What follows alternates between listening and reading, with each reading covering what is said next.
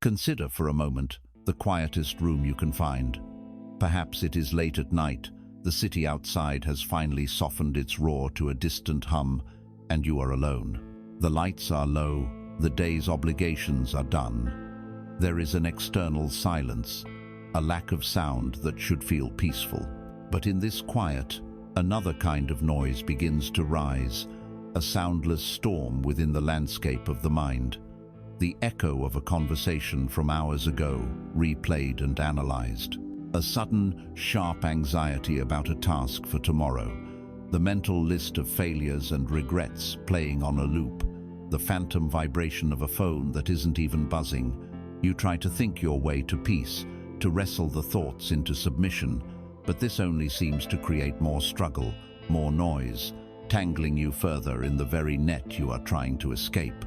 This experience, in its countless forms, is the quiet affliction of our age.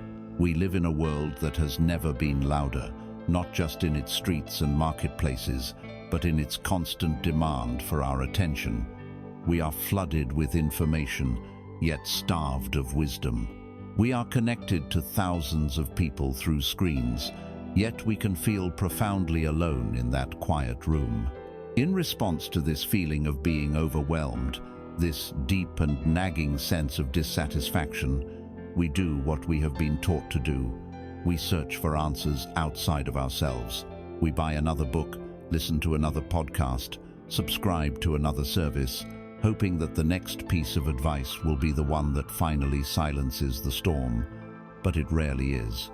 Because we are trying to solve the problem of noise by adding more noise, and we are looking for peace in every direction, except for the one place it has always been waiting.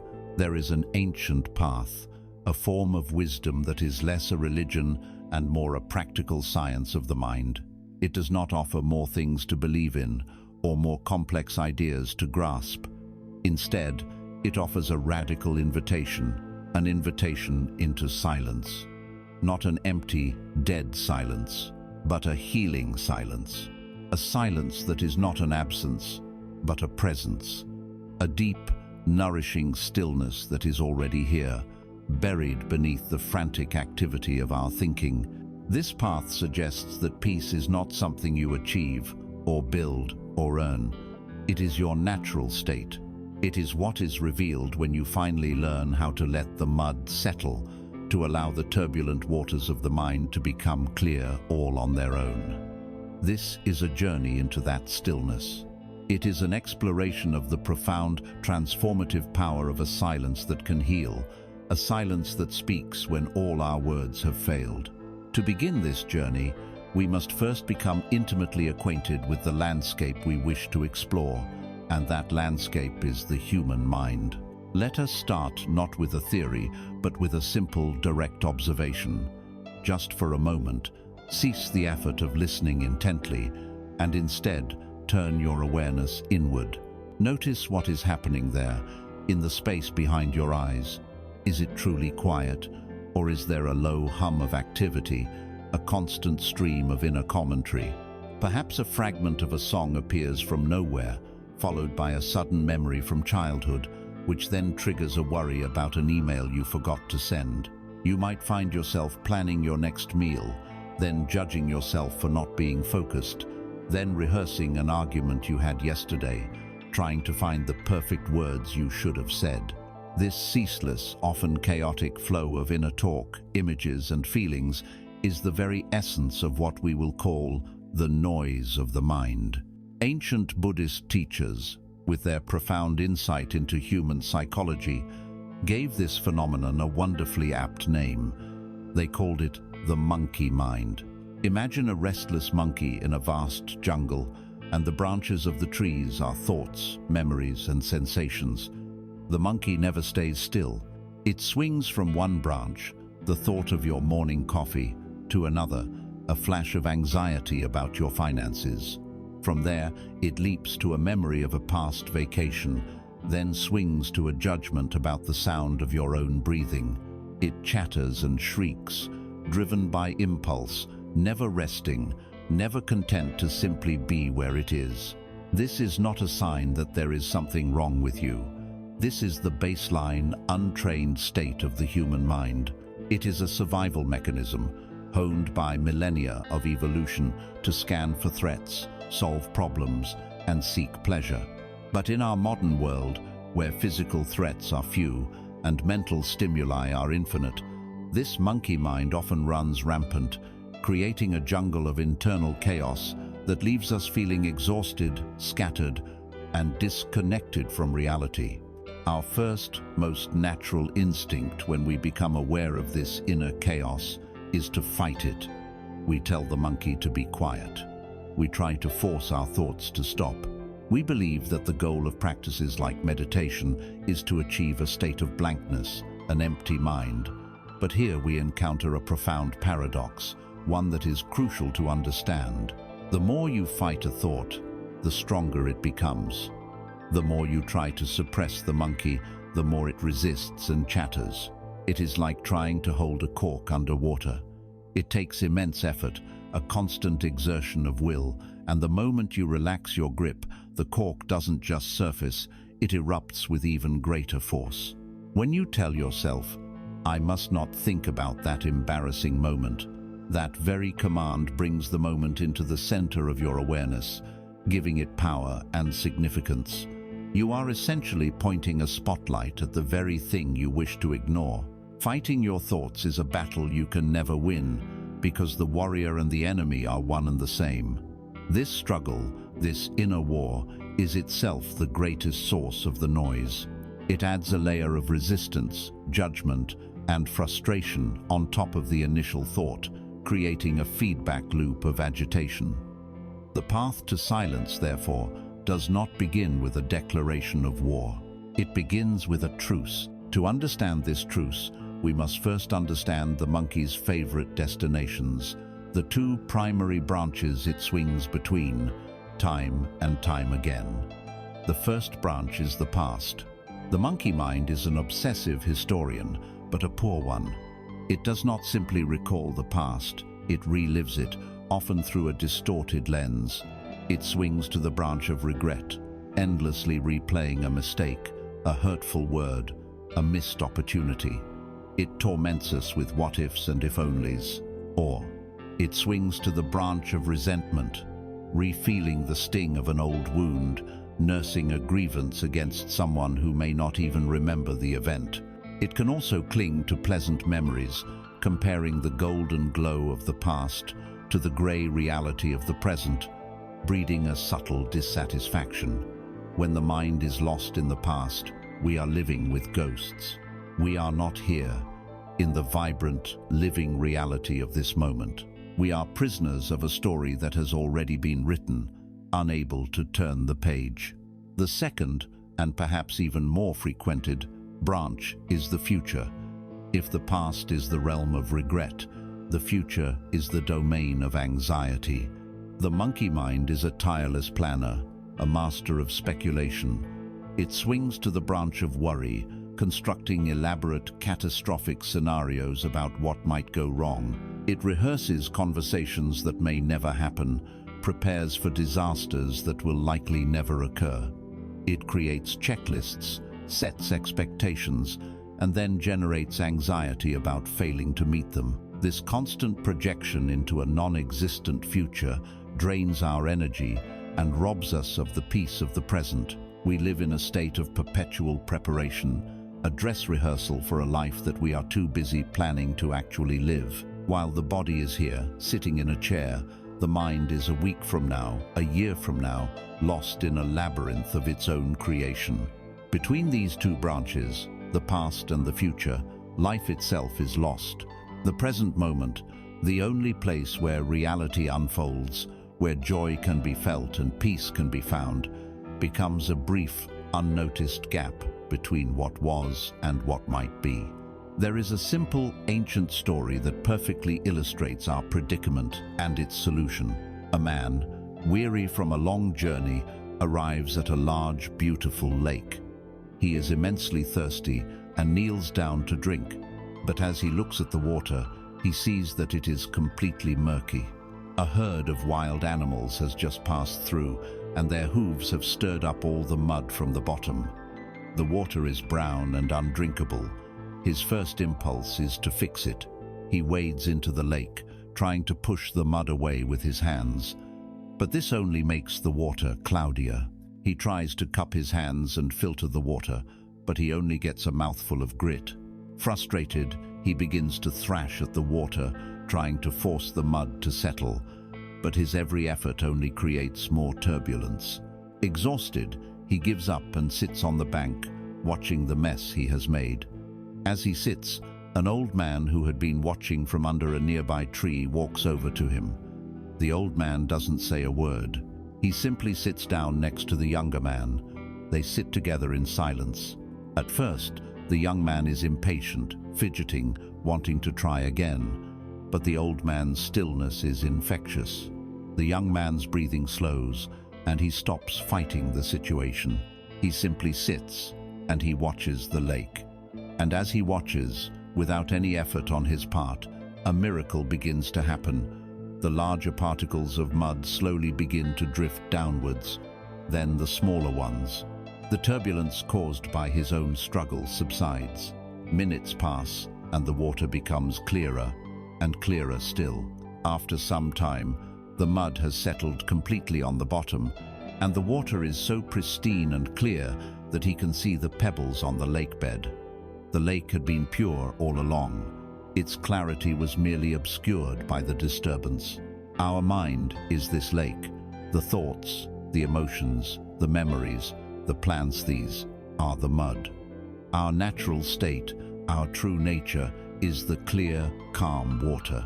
But from the moment we are born, the hooves of life experience, of conditioning, of culture, constantly stir up the mud.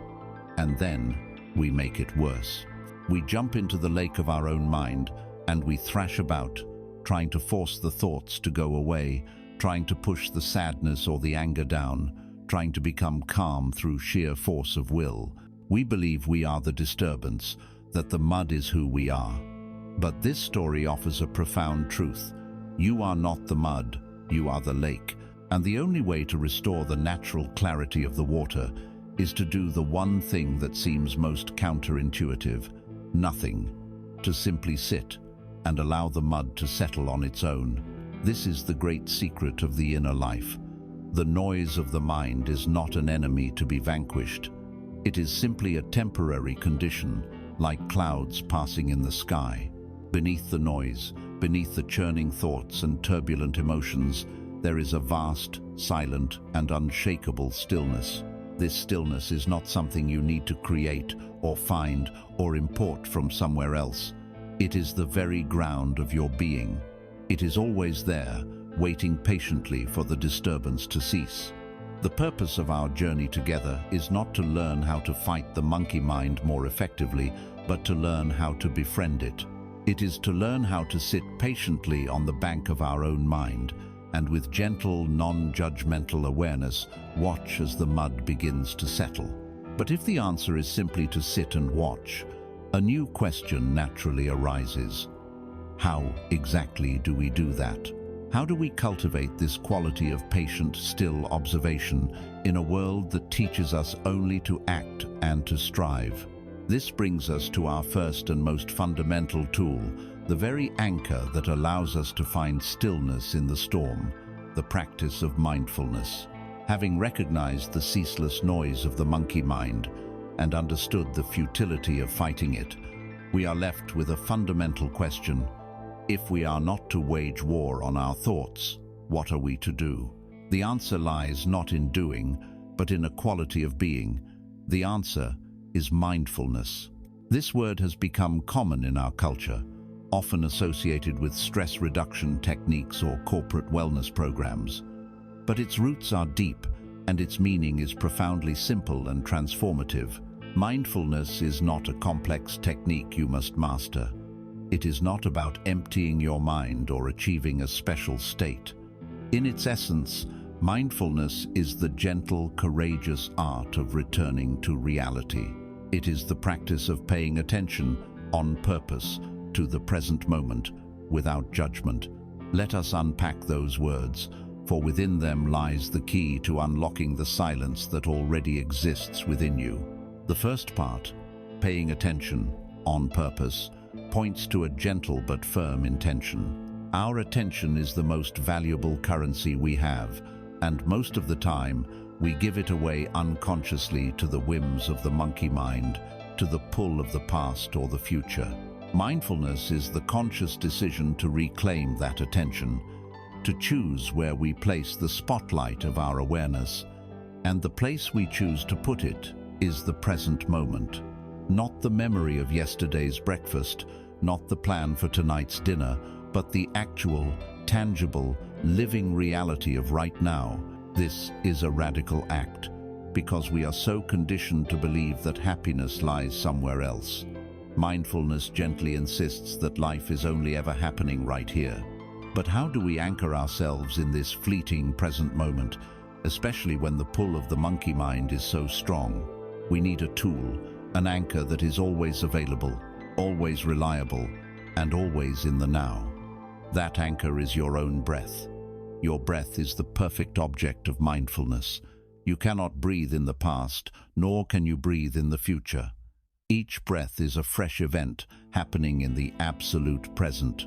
It is always with you, from the moment of your birth to the moment of your death, a faithful, rhythmic companion. To begin, you don't need a special cushion or a silent room. You can do this right now. Simply bring your attention to the physical sensation of breathing. You might notice the cool air entering your nostrils and the slightly warmer air leaving. You might feel the gentle expansion of your chest or the soft rise and fall of your abdomen. Do not try to change your breath or control it or make it deeper or slower. The task is simply to feel it as it is. Inevitably, within a few seconds, you will notice something. The monkey mind has taken over. You've started thinking about a noise outside, or a task on your to-do list, or what these words even mean. This is not a failure. This is the moment of practice. The moment you realize your mind has wandered is a moment of mindfulness itself. It is a victory. And in that moment, without any scolding or judgment, you simply and gently guide your attention back to the anchor of the breath. Think of your mind as a playful puppy you are training to sit. The puppy will constantly get up and wander off. You don't get angry at the puppy. You just gently take it by the scruff of its neck and bring it back to the spot. Again and again and again. Each return is an act of training, an act of patience, an act of self-compassion. This is the fundamental rhythm of mindfulness meditation, resting the attention on the breath, noticing when it has wandered, and gently, kindly returning it. This brings us to the third, and perhaps most crucial, part of the definition: without judgment.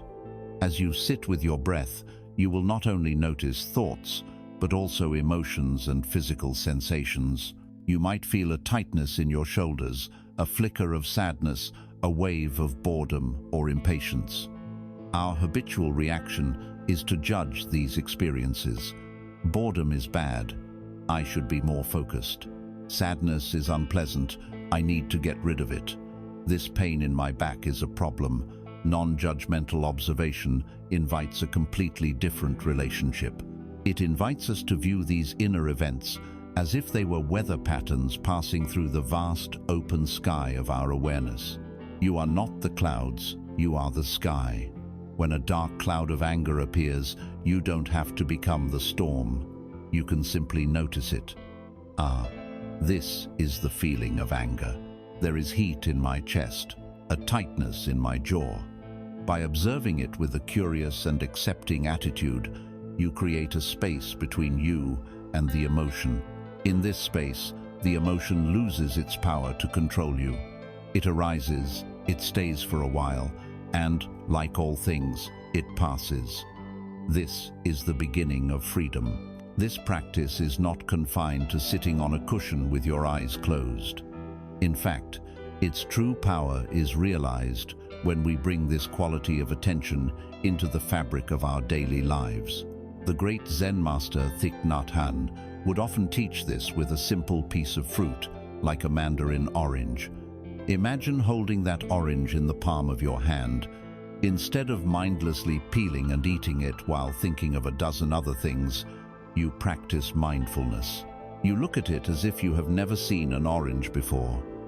You notice its bright color, the texture of its skin, its perfect roundness. You bring it to your nose and you inhale its fragrance, a scent of sunshine and earth. You begin to peel it, paying full attention to the sound the skin makes, the tiny spray of oils that scents the air. You separate one section and you look at it, a perfect little crescent of life. And then you place it in your mouth and you taste it, really taste it, the explosion of sweetness and tartness. You are not eating an orange, you are one with the experience of eating an orange.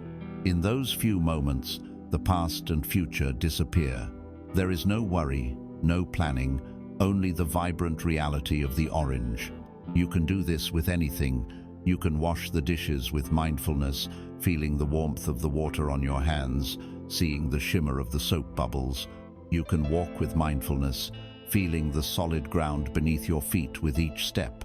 You can drink a cup of tea with mindfulness, feeling its warmth in your hands, tasting its subtle flavors. These are not chores to be rushed through on the way to something more important. These moments are your life. Mindfulness transforms them from empty, unconscious time into moments of peace and connection.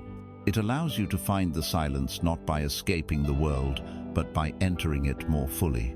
The most profound effect of this practice is that it creates a pause. In our ordinary, mindless state, we are creatures of pure reaction. A stimulus occurs, and an automatic, conditioned response follows. Someone criticizes you, and a wave of defensive anger immediately erupts. You see an advertisement for something you want, and the impulse to buy it arises instantly. We are like puppets, and our thoughts and emotions are the strings. Mindfulness inserts a single, precious moment of stillness between the stimulus and the response. In that pause, we have a choice. The criticism comes, and we can feel the heat of anger arise within us. But because we are watching it like a cloud in the sky, we don't have to be carried away by it. We can pause, breathe, and choose a response rooted in wisdom and compassion, rather than a reaction rooted in fear and ego. This pause is the space where our freedom and our power truly lie. It is the shift from being a slave to the monkey mind to becoming its gentle master.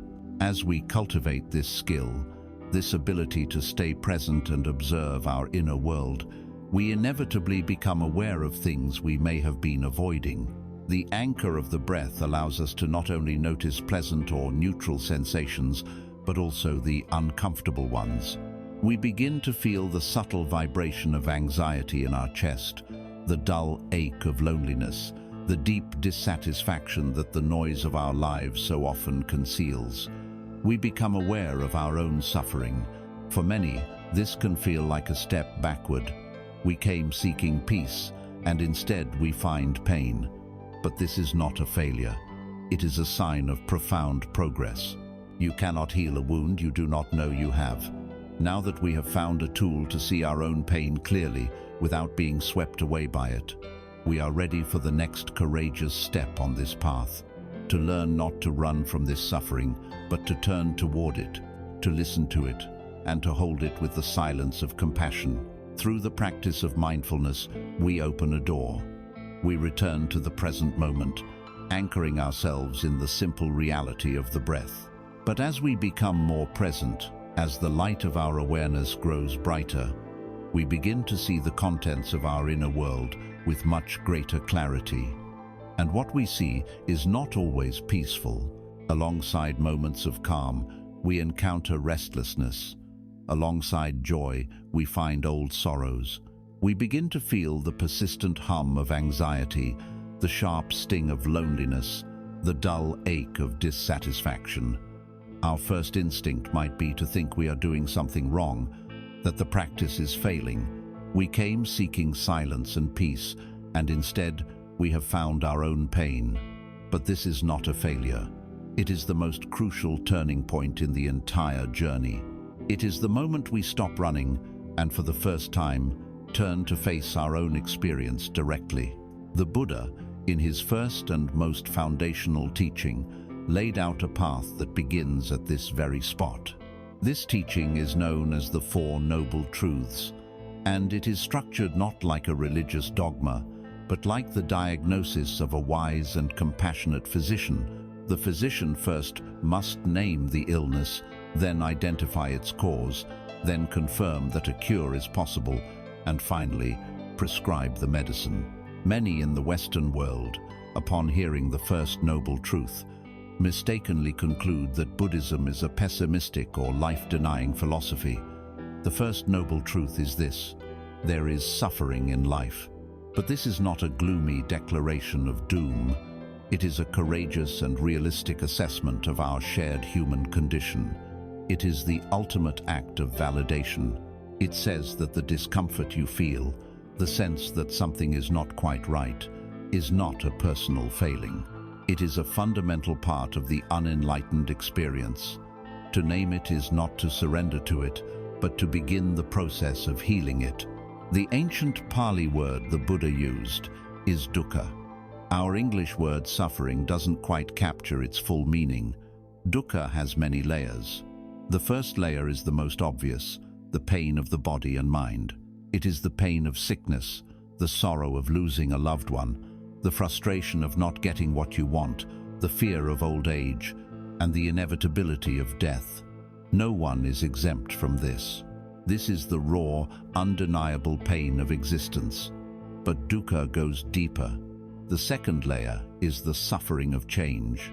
Even our moments of happiness contain the seed of dukkha, because we know they will not last. A wonderful vacation must end. A delicious meal is soon finished. The peak of health and youth inevitably fades. Because we cling to these pleasant experiences and desperately wish they were permanent, their fleeting nature becomes a source of underlying stress and anxiety. We are constantly bracing ourselves against the inevitable flow of life. The third and most subtle layer of dukkha is perhaps the most pervasive. It is the suffering of conditioned existence itself. It is a background hum of dissatisfaction, a sense of incompleteness that haunts even our best moments. It is the feeling of being a separate, isolated self, trapped in a cycle of wanting, striving, and defending. It's that feeling of restlessness when you have nothing to do, the vague unease that makes you reach for your phone, the subtle sense that no matter what you achieve, it's never quite enough. It's like having a small, sharp pebble in your shoe. It may not be agony, but it prevents you from ever walking with a true sense of ease and freedom. This pervasive, low-grade stress is the water that the fish of our ordinary consciousness swims in, so common that we rarely even notice it's there. The first noble truth, then, is simply the act of noticing. It's acknowledging the pebble in the shoe.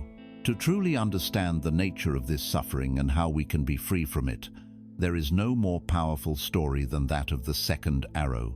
Imagine a person walking through a forest. Suddenly, out of nowhere, an arrow strikes them in the leg. This causes a sharp, immediate physical pain. This is the first arrow. It is the inevitable pain of life. It is sickness, loss, rejection, accidents. These things happen to everyone. They are part of the landscape of human existence, and they are, to a large extent, outside of our control. The pain of this first arrow is real and unavoidable, but then the person reacts. They cry out, "Why me? This is horrible. I can't believe this happened. My whole day is ruined. What if it gets infected? What if I can never walk properly again?" They feel a surge of anger at whoever shot the arrow, a wave of self-pity for their misfortune, a spiral of fear about the future. Each one of these mental and emotional reactions, the story they add on top of the initial pain, is like picking up another arrow and shooting themselves in the exact same spot. This is the second arrow. The pain of the first arrow is unavoidable, but the suffering created by the second arrow is optional. It is the suffering we inflict upon ourselves through our resistance, our craving for reality to be different than it is. The first arrow is pain, the second arrow is suffering, and most of our lives are spent not just reeling from the first arrow, but relentlessly peppering ourselves with thousands of second arrows. Mindfulness, the practice of present moment awareness, gives us the ability to do something remarkable. It allows us to experience the first arrow without firing the second. When a painful emotion like sadness arises, the first arrow has struck. The second arrows are the thoughts that follow. I shouldn't be sad. I'm so weak. I'll never be happy again. The practice of listening to our pain means we allow ourselves to feel the raw physical sensation of the sadness, perhaps a heaviness in the chest, a lump in the throat, without getting entangled in the story. We meet the raw energy of the emotion with a quiet, accepting presence. We create a space for it to exist, without judgment and without resistance. The same is true for physical pain. The first arrow is the sensation itself, the throbbing, the heat, the ache. The second arrows are the mental commentary. This is unbearable. I hate this feeling. It will never go away. To listen to the pain is to bring a gentle, curious awareness directly to the sensation, observing its qualities without adding the layers of fear and hatred. This is not an act of resignation or masochism. It is an act of profound wisdom and compassion. Because when we stop firing the second arrows, when we stop shouting at our own pain, we can finally begin to listen to what it is trying to tell us. Pain is not a cosmic mistake. It is a messenger. Physical pain is a brilliant signal from the body that something needs attention. Emotional pain is no different. The pain of loneliness is a messenger telling us of our deep, unmet need for connection. The pain of anger is often a messenger pointing to a boundary that has been crossed or a deep sense of injustice. The pain of anxiety is a messenger alerting us to an area of our life where we feel unsafe or are clinging desperately to a specific outcome. As long as we are firing second arrows of blame, fear, and resistance, we are attacking the messenger. We never get to hear the message. The silence of acceptance, the quiet space we hold for our own discomfort, is what finally allows the message to be delivered. And in that listening, in that understanding, the healing process begins. So the first noble truth is not a sentence of despair. It is a diagnosis that contains the seed of its own cure. It tells us that the most intense and pervasive forms of our suffering are not caused by life's events themselves, but by our relationship to them. The suffering of dukkha, the experience of the second arrow, is generated from within. It is born from our clinging to pleasure, our aversion to pain, and our misunderstanding of the true nature of reality. By identifying this, we have found the thread we can pull to unravel the entire knot of our discontent. If our suffering comes from this inner process of resistance and craving, then it stands to reason that our freedom must lie in its opposite. This leads us directly to the heart of the matter, to the second noble truth, which identifies the cause of suffering and points us toward the silent, liberating practice of letting go.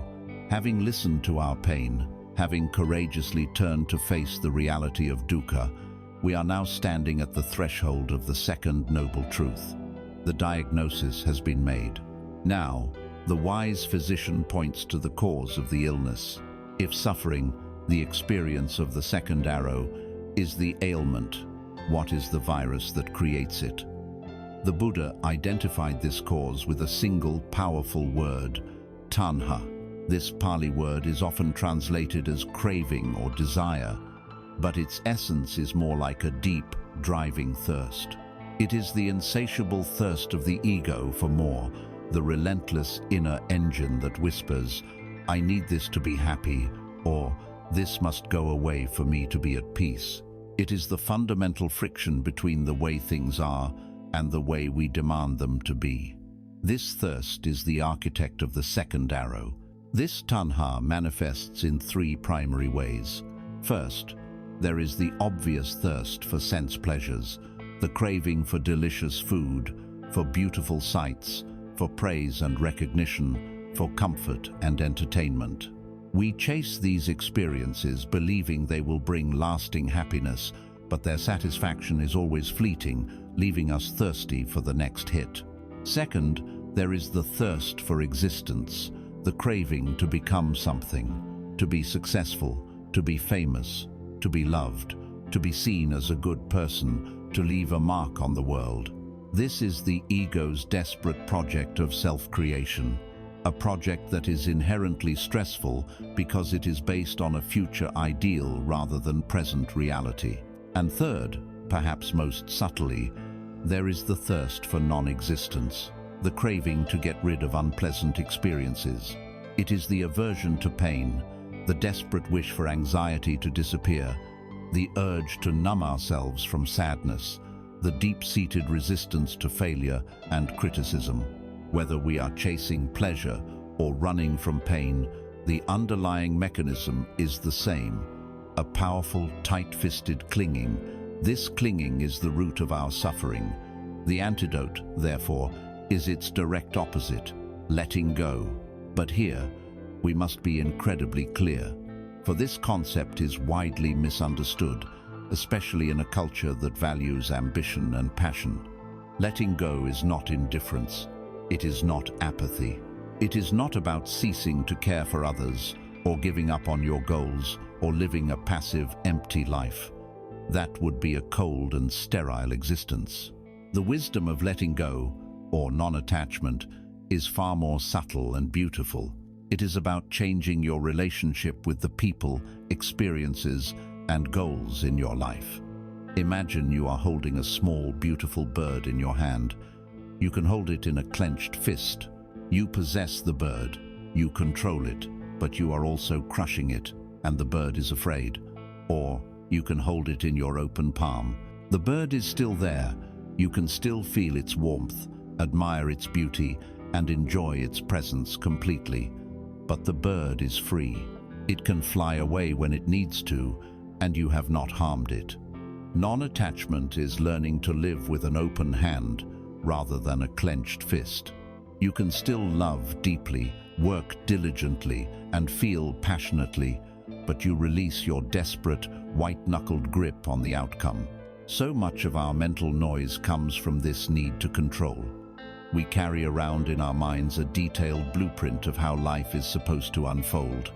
Our career should follow a certain trajectory.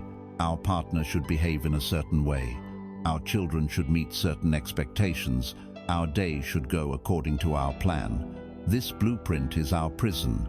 The moment reality, in its wild and unpredictable grace, deviates from our rigid plan, we suffer. We become angry, anxious, or resentful. Letting go of this need for control is not about having no plans. It is about holding those plans lightly. It is planting a garden with care and diligence, tending to the soil, providing water and sun, but ultimately accepting that you do not control the weather.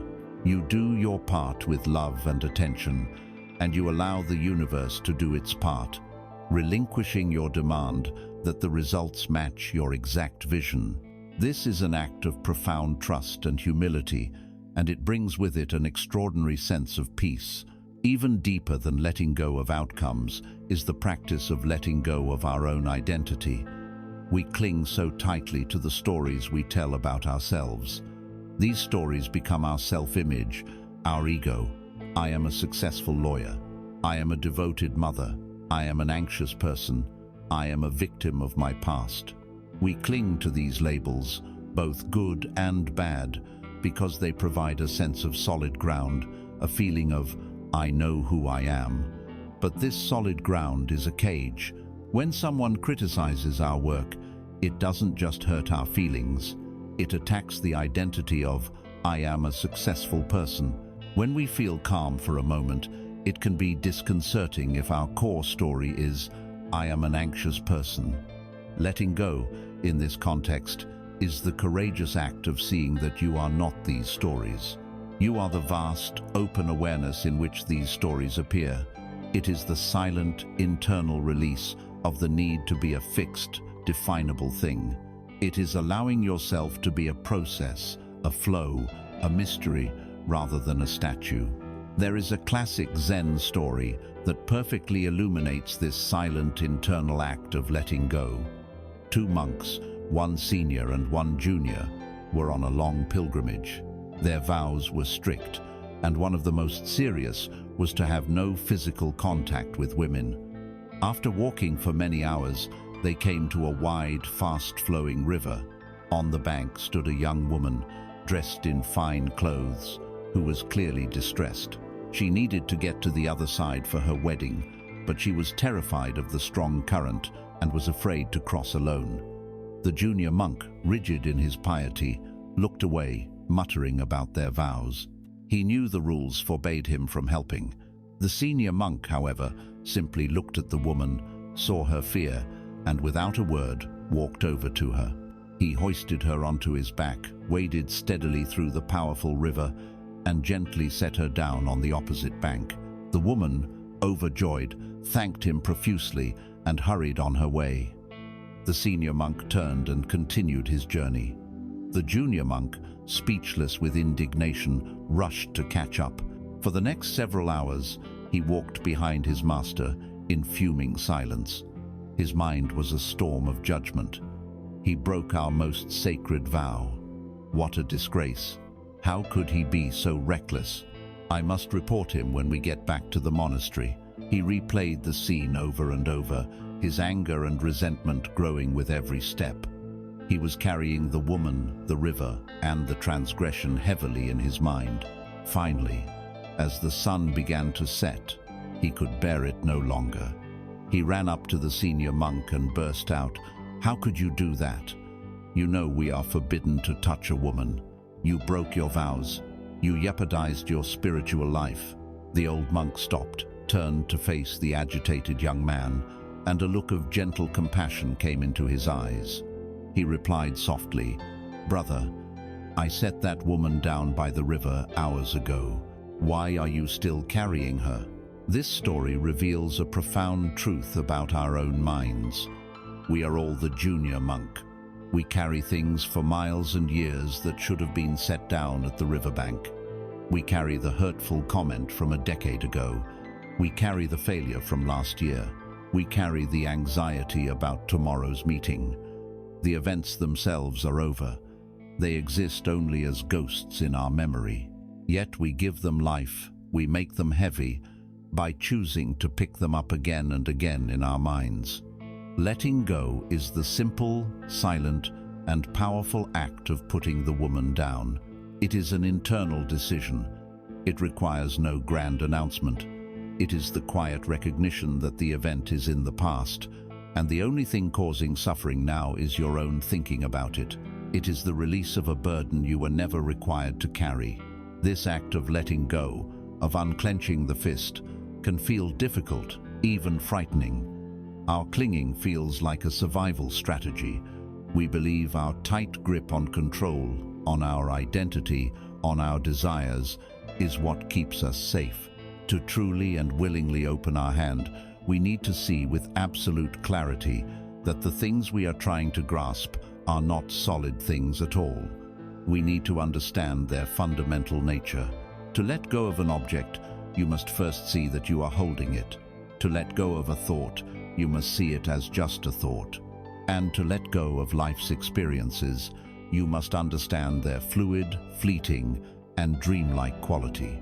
This brings us to the next cornerstone of Buddhist wisdom, the profound insight that makes letting go not just possible, but the most natural thing in the world, the wisdom of impermanence. Having seen that our suffering stems from the tight-fisted grip of clinging, we are led to ask a vital question: why do we cling so fiercely? We cling because we operate under a profound illusion, an assumption so deeply embedded in our consciousness that we never think to question it. This is the illusion of permanence. We move through the world as if things are solid, stable, and lasting. We believe our bodies are constant, our relationships are fixed, our achievements are permanent fixtures, and our very identity is a solid, unchanging entity. We try to build a life on this foundation of supposed permanence, like building a house on a frozen river. But eventually, the ice always melts. The key to learning how to let go, to truly opening our hand, is to look directly at the nature of this river. This brings us to one of the most essential insights in all of Buddhist thought: the wisdom of impermanence. The ancient word for this is anicca. It simply means that everything is in a constant state of flux. Nothing is static. Everything that comes into being will, in time, pass away. This is not a dark or mystical pronouncement, but a simple, observable fact. Look at the world around you. The seasons turn, one into the next, in an endless, graceful cycle. Night follows day. The hardest rock is worn down by water over time. A mighty oak tree begins as a tiny acorn and will one day return to the soil. The universe itself is a dance of creation and dissolution, a vast, breathing organism where stars are born and die, and galaxies spin through time. We readily accept this truth in the grand sweep of nature, but we find it much harder to accept when we turn the magnifying glass upon our own lives. Let us bring this observation inward, for the law of anicca applies to us with an even greater intimacy. Consider your own body. You think of it as you, as a solid thing that you own, but it is a process, not an object. Millions of your cells are dying and being replaced at this very moment. Scientists say that over a period of about 7 years, nearly every atom in your body is replaced. The body you have today is not the same physical entity you had as a child, or even the same one you had last year. It is a flowing river of biological activity, a temporary colony of interdependent processes. It is never the same from one moment to the next. Now consider your mind, your feelings, your thoughts. These are even more obviously transient. Think of an emotion like joy. It arises, perhaps from hearing good news. For a time, it fills your awareness, coloring your entire world. But does it last? It cannot. It subsides, to be replaced by contentment or neutrality, or perhaps a flicker of sadness. The same is true of anger or fear or any feeling you can name. They are like weather patterns passing through the sky of your mind. A thought is even more fleeting. A thought appears in your consciousness, a whisper of a plan or a fragment of a memory, and in the next instant it is gone, replaced by another. To try and hold on to a single thought is like trying to capture a particular cloud in the sky. The very nature of the mind is flow and change. Our relationships, our jobs, our wealth, our reputational, the circumstances of our lives are subject to the same law. Friends move away, love changes its shape, careers take unexpected turns, fortunes are won and lost. To expect any state of affairs to remain the same forever is to live in a fantasy. The truth of impermanence itself is not what causes suffering. Suffering arises from our resistance to this truth. We want pleasant feelings to last forever, and we are disappointed and frustrated when they fade. We want difficult feelings to disappear immediately, and we become anxious and despairing when they linger. We want our loved ones to stay with us, healthy and unchanging, and we are plunged into grief when life's inevitable changes occur. This resistance is like trying to swim upstream against a powerful current. It is exhausting, it is futile, and it is the very definition of struggle. Wisdom is the recognition of this current. It is the courage to turn around, to relax, and to flow with it. It is understanding that joy is precious because it is fleeting, and that sorrow too will pass. This acceptance doesn't mean we become passive or that we don't feel pain. It means we stop creating the secondary layer of suffering that comes from fighting a battle we can never win, the battle against reality itself.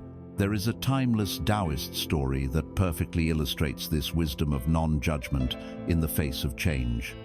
There was an old farmer who had worked his fields for many years. One day, his only horse ran away.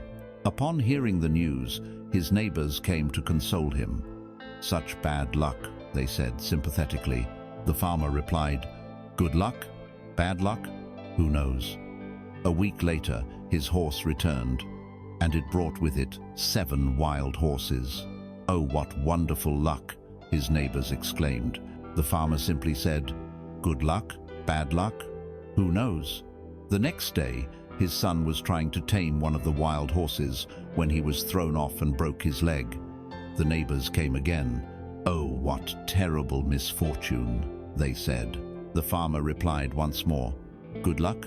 Bad luck? Who knows?" The week after that, military officials came to the village to draft all the able-bodied young men into the army to fight in a devastating war. They saw the farmer's son with his broken leg and passed him by. The neighbors, whose sons had all been taken, came to the farmer. "You were right all along," they said. "What amazing good luck." The farmer looked at them and said, "Good luck? Bad luck? Who knows?" This story teaches us that we see only a tiny fragment of a much larger, ever-unfolding process. We rush to label events as good or bad, gain or loss, but we do so with an incredibly limited perspective. The wisdom of the farmer lies in his silent acceptance of the flow of life, his refusal to cling to any particular outcome or label. He understands that what appears to be a disaster one day may be the source of a blessing the next. When we can truly internalize this, impermanence ceases to be a frightening concept. It becomes a profound source of gratitude and aliveness. If your favorite song played on a loop forever, you would eventually grow to hate it. Its beauty is tied to its beginning, its middle, and its end. If the people we love were to live forever, we might take them for granted. Knowing that our time with them is finite is what makes each moment precious. The truth of impermanence is a powerful call to awaken to the present moment. It urges us to not postpone our lives. It whispers, "Pay attention. This moment, right here, is unrepeatable. Savor it. Be fully here for it."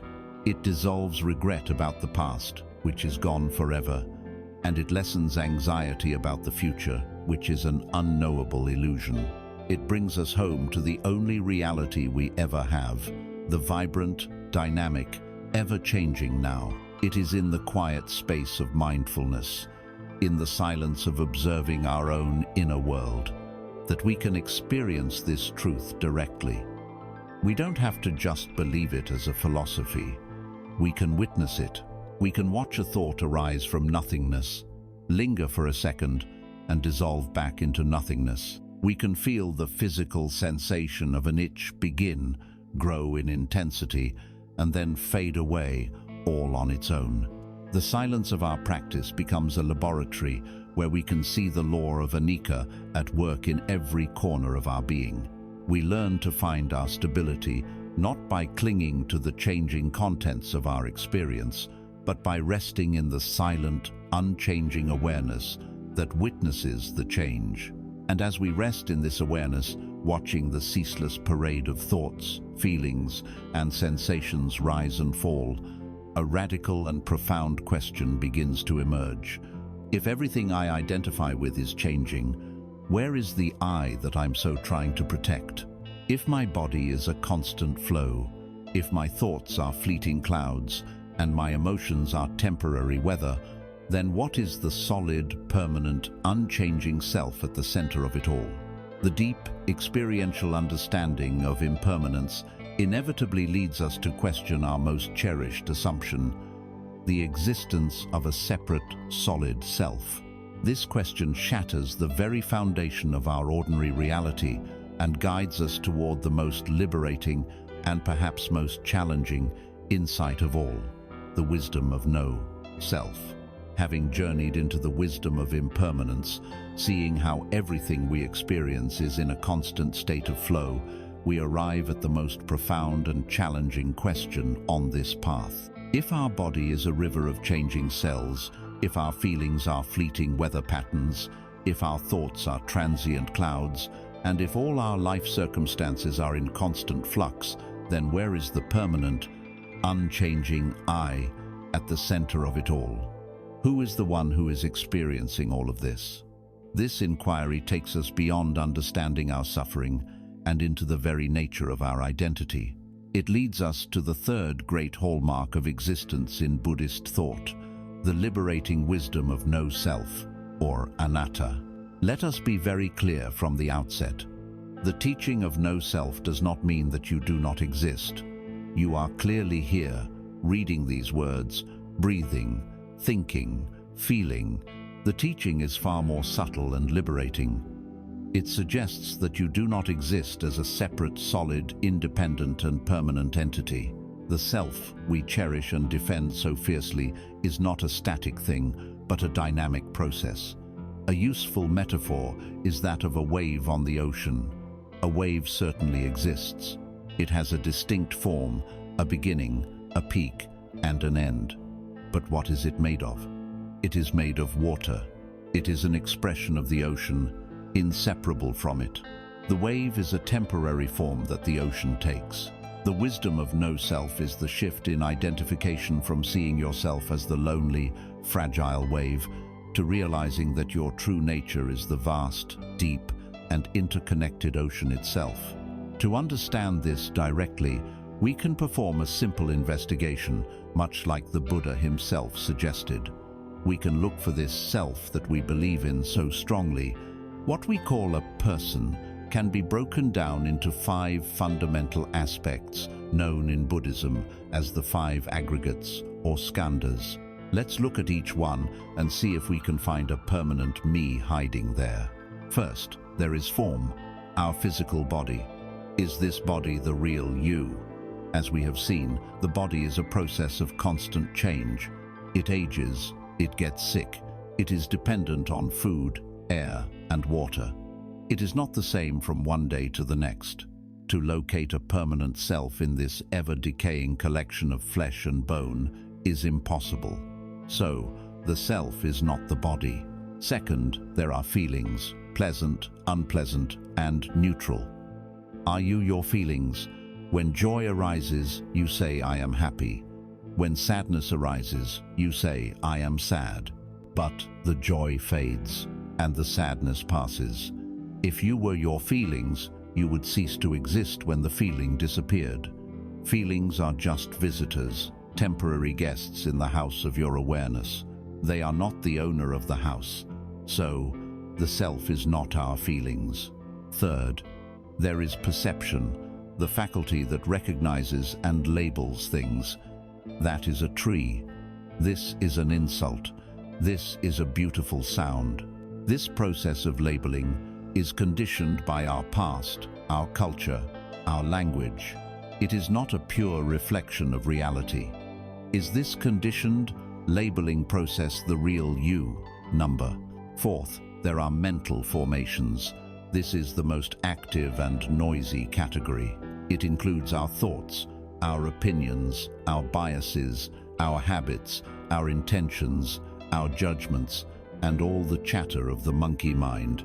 This is a chaotic stream of activity, a committee of conflicting voices. To look for a stable, singular self in this mental storm is a hopeless task. This is not the self. This is just the noise the self-identifying process makes. Fifth, there is consciousness, the raw capacity of awareness itself. The consciousness that sees, the consciousness that hears, the consciousness that thinks. But even this is not a solid, singular thing. Seeing consciousness depends on the eye and a visible form. Hearing consciousness depends on the ear and a sound. It arises in dependence on conditions, flickering in and out of existence from moment to moment. It is not a permanent, independent entity. After this investigation, we are left with a startling conclusion. We have taken apart the entire engine of what we call me, and we cannot find a driver. The self is not a noun, it is a verb, it is a habit. It is the momentary act of clinging to this changing body, these fleeting feelings, these conditioned perceptions, this mental chatter. and this flickering consciousness. It is the story our mind weaves to connect these disparate, impersonal events into a cohesive narrative called my life. The self is not a thing, but a story we have been telling ourselves for so long that we have mistaken it for the truth. The psychological release that comes from this insight is beautifully illustrated in the Zen story of the empty boat. A man decided to take a break from his busy life and went to meditate in a small boat on a vast, misty lake. He closed his eyes and settled into a state of deep peace. Suddenly, he felt a sharp jolt. Another boat had bumped into his eyes snapped open, and a surge of anger flared through him. Who is that idiot, he thought. How could someone be so careless on this wide-open lake? He turned, ready to shout at the person who had so rudely disturbed his peace. And then he saw it. The other boat was empty. It had simply broken loose from its moorings and drifted silently across the water. In that instant, all his anger vanished. It was impossible to be angry at an empty boat. The experience shifted immediately from a personal offense to an impersonal event. The wisdom of this story is profound. The problem was never the bump. The problem was the assumption that there was a someone in the other boat who had done this to me. The anger was entirely dependent on the idea of a separate, offending self in that boat, and a separate, offended self in his own. When he saw the emptiness of the other boat, the anger had no ground to stand on. The teaching of anatta is the realization that all boats are empty. The person who insults you is an empty boat, a collection of changing processes driven by their own causes and conditions, their own suffering, their own ignorance. And you, the one who feels insulted, are also an empty boat. The feeling of being offended is just an impersonal wave of energy arising and passing away. When we see this clearly, how can we hold on to resentment? How can we be consumed by anger? The entire drama of personal conflict begins to dissolve. So much of our life's energy is consumed by the exhausting project of self-maintenance. We defend our opinions, we polish our reputation, we compare ourselves to others, we swell with pride, we shrink with shame. This is the heavy burden of the ego. The insight into no self is the permission to set this burden down. There is no fixed, solid self to defend. Criticism is no longer a personal attack, but simply information, energy passing through. Praise is no longer a source of egoic inflation, but simply a pleasant experience to be enjoyed and let go of. The desperate, anxious need to prove ourselves, to be somebody, begins to fade, replaced by a sense of lightness, playfulness, and ease. This does not lead to a cold, nihilistic void. It leads to the exact opposite. When the artificial walls of the separate self begin to crumble, what is revealed is our profound interconnection with all that is. The illusion of me versus the rest of the world disappears. We realize we are not separate waves, but expressions of one ocean. Your suffering is my suffering. Your joy is my joy. This is not a sentimental idea. It is the logical and heartfelt consequence of seeing reality as it is. It gives birth to true compassion, or karuna. This compassion is not transactional. It is not me, a good person, feeling sorry for you, a poor person. It is a natural, spontaneous response of the whole to a part of itself that is in distress. It is the ocean tending to one of its own waves. And so, the journey inward, the deconstruction of the self, does not end in emptiness. It empties us of a fiction to make room for a truth. It dissolves the small, frightened, separate self to reveal a boundless heart, a consciousness that is interconnected with all beings. Having cleared the ground by removing the illusion of the self, we are now ready to actively cultivate the landscape of this heart. We can now explore the silence not as an absence of self, but as a space filled with the presence of boundless, unconditional love. This is the practice of compassion. Having journeyed through the deconstruction of the self, seeing that the solid, separate I is an illusion, we might wonder what remains. The answer is not a cold, empty void, but a warm, boundless expanse of interconnection. When the walls of the ego dissolve, we don't disappear. We expand to include everything. We realize that the separation between self and other was a fiction, and in its place, we discover the profound truth of our shared existence. This realization is the very ground from which true love and compassion grow. Compassion is not a sentimental emotion or a moral duty imposed from the outside. It is the natural, spontaneous expression of a mind that has awakened to its own borderless nature. It is the heart's logical response to seeing itself in another. In the Buddhist tradition, this radiant quality of the heart has two primary facets, metta and karuna. Metta is often translated as loving, kindness. It is an unconditional, universal friendliness, a sincere wish for the well-being and happiness of all beings, without exception. It is like the sun, which shines its warmth on saints and sinners, on flowers and weeds, without discrimination. Karuna is the other wing of the bird, translated as compassion. It is the heart's specific response when it encounters suffering. It is the trembling of the heart in the face of pain and the sincere wish for that pain to be alleviated. If metta is the general warmth of the sun, karuna is the gentle hand that soothes a burn. These are not passive feelings we must wait for. They are active skills of the heart that can be cultivated through silent, intentional practice. This cultivation begins in the one place we so often neglect, with ourselves. In our culture, we are often taught that self-love is selfish or narcissistic.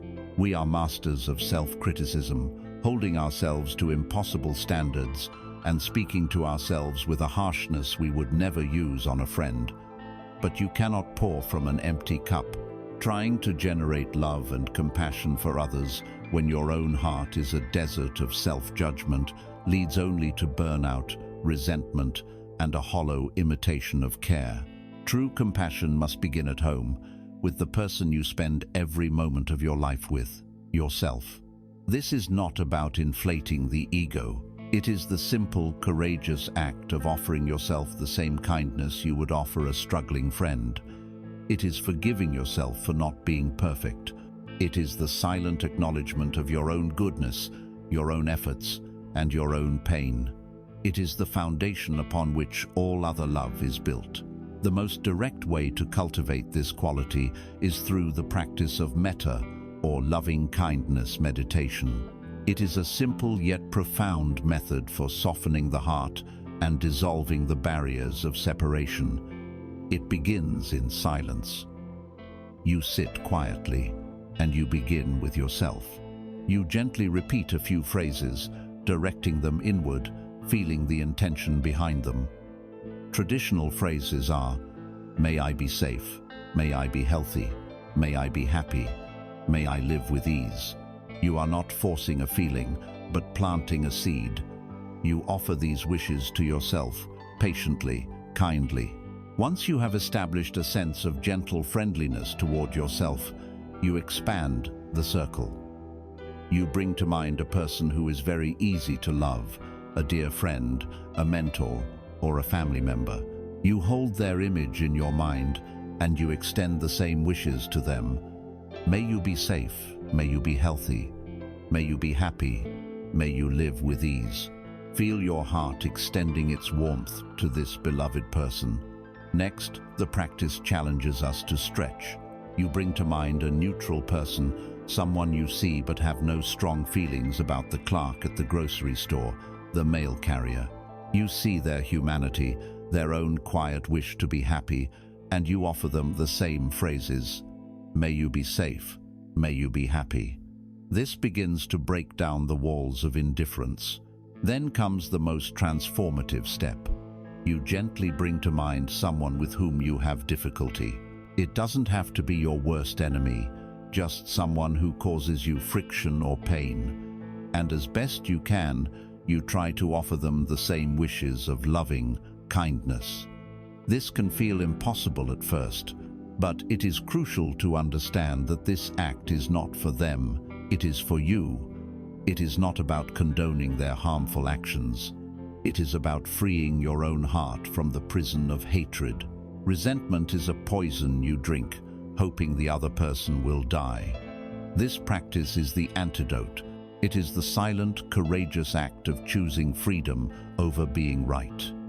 Finally, you let the circle expand infinitely to all beings everywhere, to people in your city, your country, to friends and enemies, to humans and animals, to all beings in all realms. May all beings be safe. May all beings be happy. May all beings live with ease. In doing so, you align your small heart with the boundless heart of the universe. This inner cultivation of compassion naturally flows outward into our actions. And one of the most powerful and underrated acts of compassion is the practice of deep listening. In our conversations, we are rarely truly silent. We are listening, but usually with an agenda. We are listening to find flaws in the other's argument. We are waiting for our turn to speak. We are formulating our own story. We are judging what is being said. Deep listening is the opposite. It is the gift of your silent, non-judgmental, fully present attention. It is listening with only one purpose: to help the other person feel heard and understood. When you offer someone this quality of silent presence, you create a sacred space.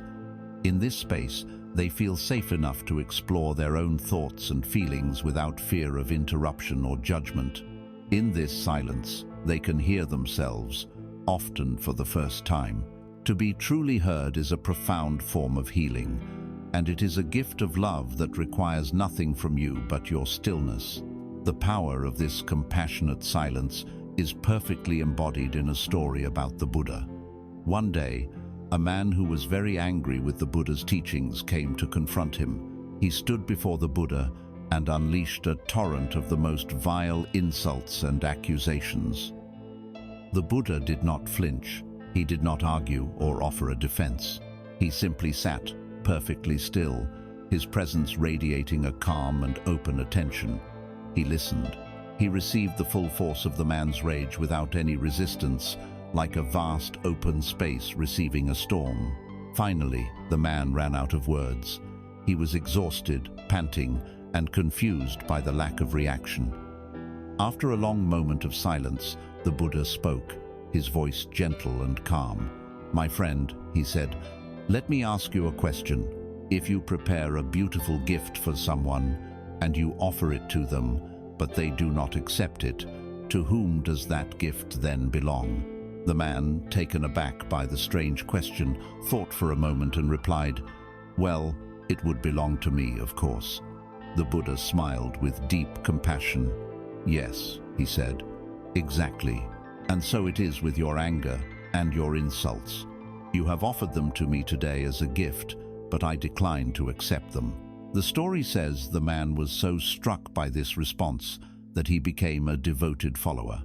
This wasn't a clever rhetorical trick. It was a statement of fact. The Buddha's heart was so full of compassion and so empty of a self to be defended that the insults had nowhere to stick. They remained the property of their creator. Compassion provides a silent, non-violent shield that not only protects our own peace, but also gives the other person a mirror to see their own suffering. Compassion, then, is the ultimate alchemy. It is the force that transforms our most difficult inner states. It is the water that extinguishes the fire of anger. It is the light that dispels the darkness of fear. It is the medicine that heals the wound of separation. It is the natural fragrance of a mind that has come home to its true, interconnected nature.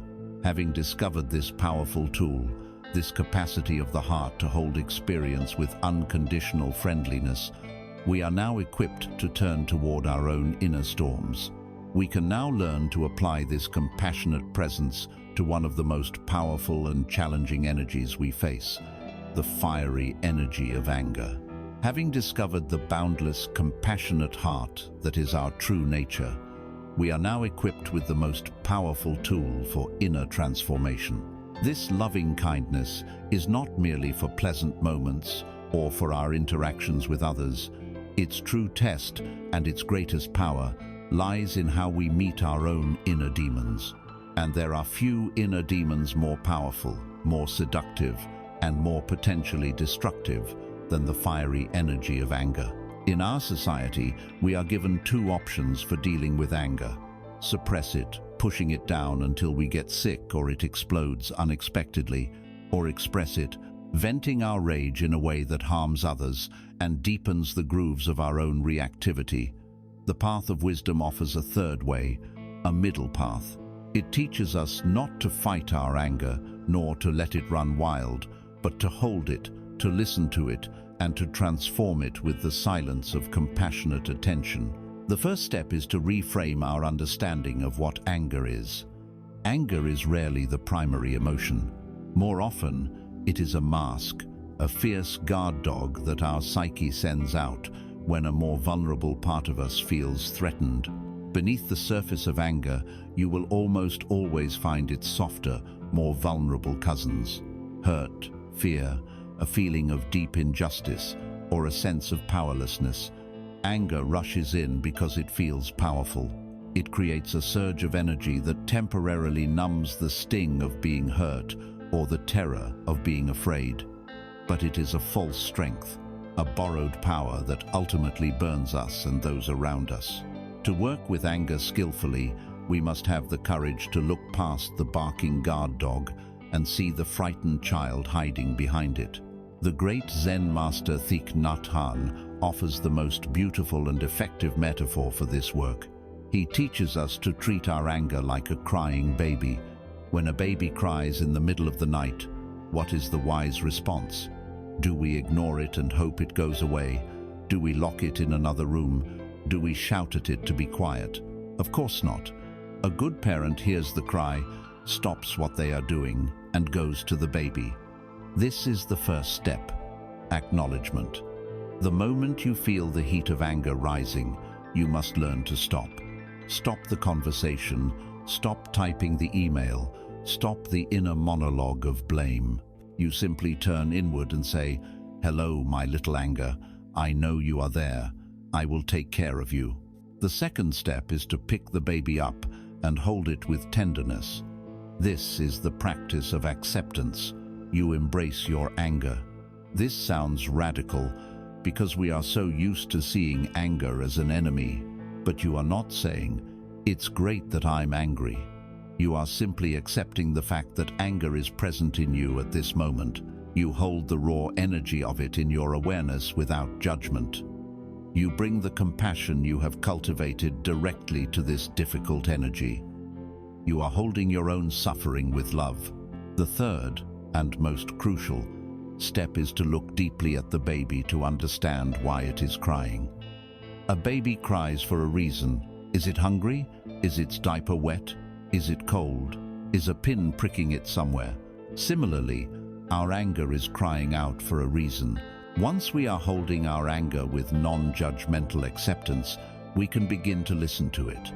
We can use the silence of our mindfulness practice to gently ask, "What are you trying to tell me? What is the hurt that lies beneath this heat? What fear are you protecting me from? What deep value of mine has been violated?" This is not an intellectual analysis. It is a deep, intuitive listening. In this quiet inquiry, the true roots of the anger are revealed. Let us make this practice concrete. The next time you feel a surge of anger, try this. First, immediately return to your body. Notice the physical sensations. Is there a tightness in your jaw, clenched fists, a burning in your chest or stomach, a rush of heat to your face? Anchor your attention in these raw physical energies. Do not follow the story in your head, the loop of, "He said this, and then I thought that, and he's always like this." The story is the fuel for the fire.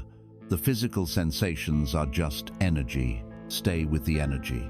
Second, use your breath to soothe the energy. Consciously begin to breathe in and out, perhaps making your out breath a little longer than your in breath.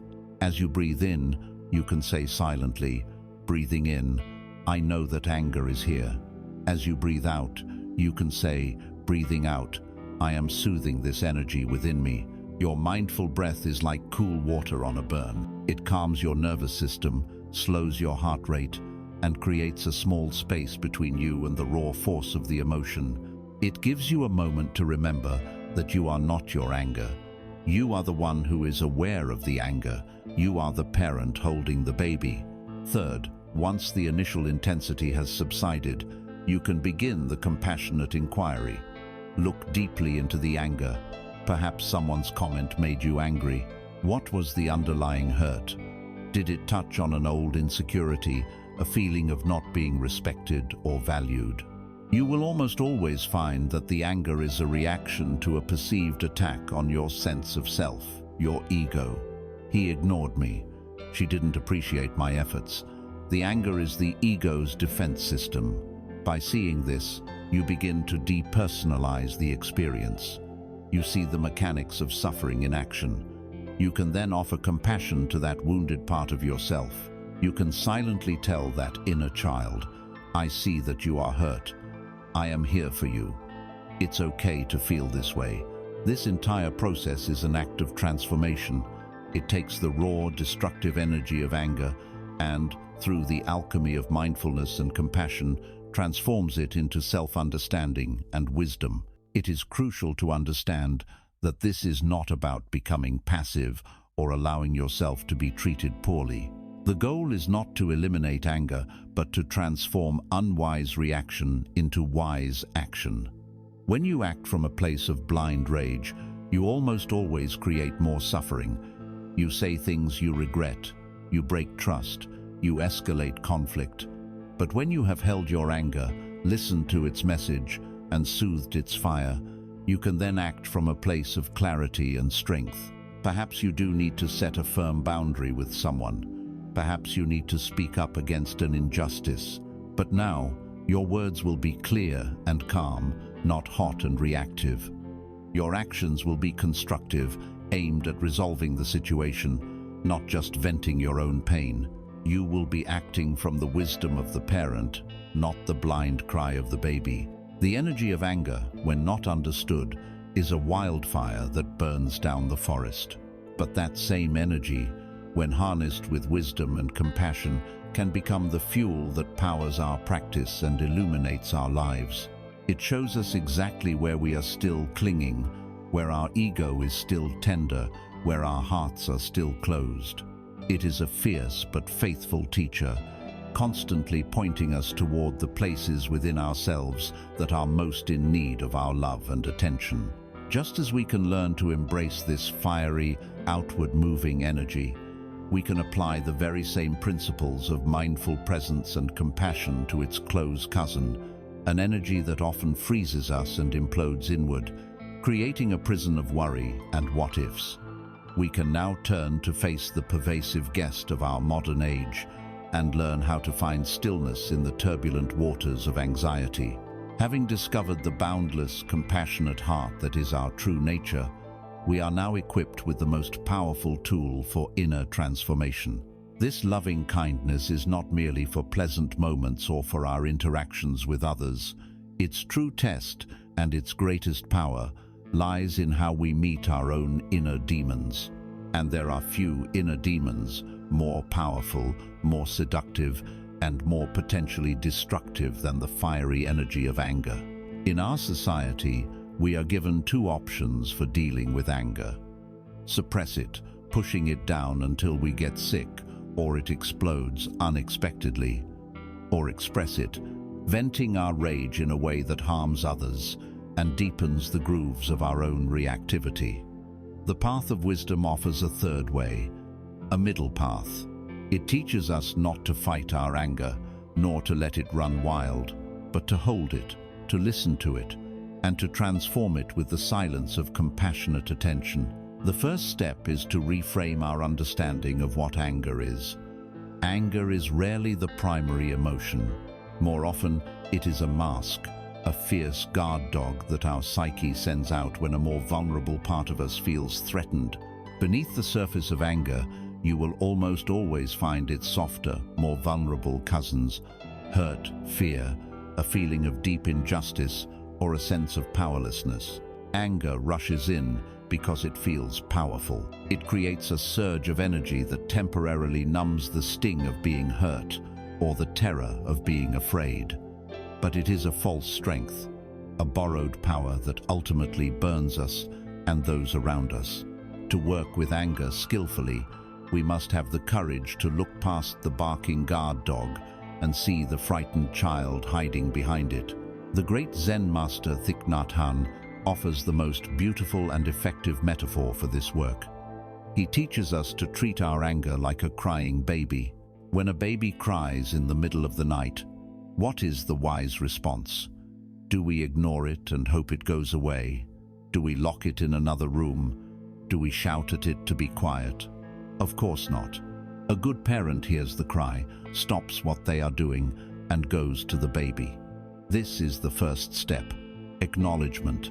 The moment you feel the heat of anger rising, you must learn to stop.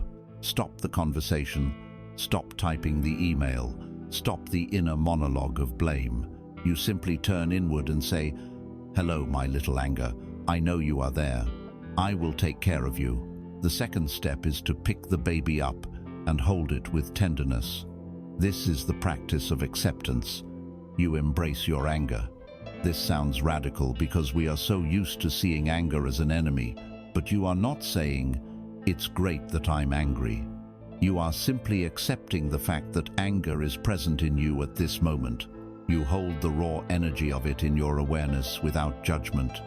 You bring the compassion you have cultivated directly to this difficult energy. You are holding your own suffering with love. The third and most crucial step is to look deeply at the baby to understand why it is crying. A baby cries for a reason. Is it hungry? Is its diaper wet? Is it cold? Is a pin pricking it somewhere? Similarly, our anger is crying out for a reason. Once we are holding our anger with non-judgmental acceptance, we can begin to listen to it. We can use the silence of our mindfulness practice to gently ask, "What are you trying to tell me? What is the hurt that lies beneath this heat? What fear are you protecting me from? What deep value of mine has been violated?" This is not an intellectual analysis. It is a deep, intuitive listening.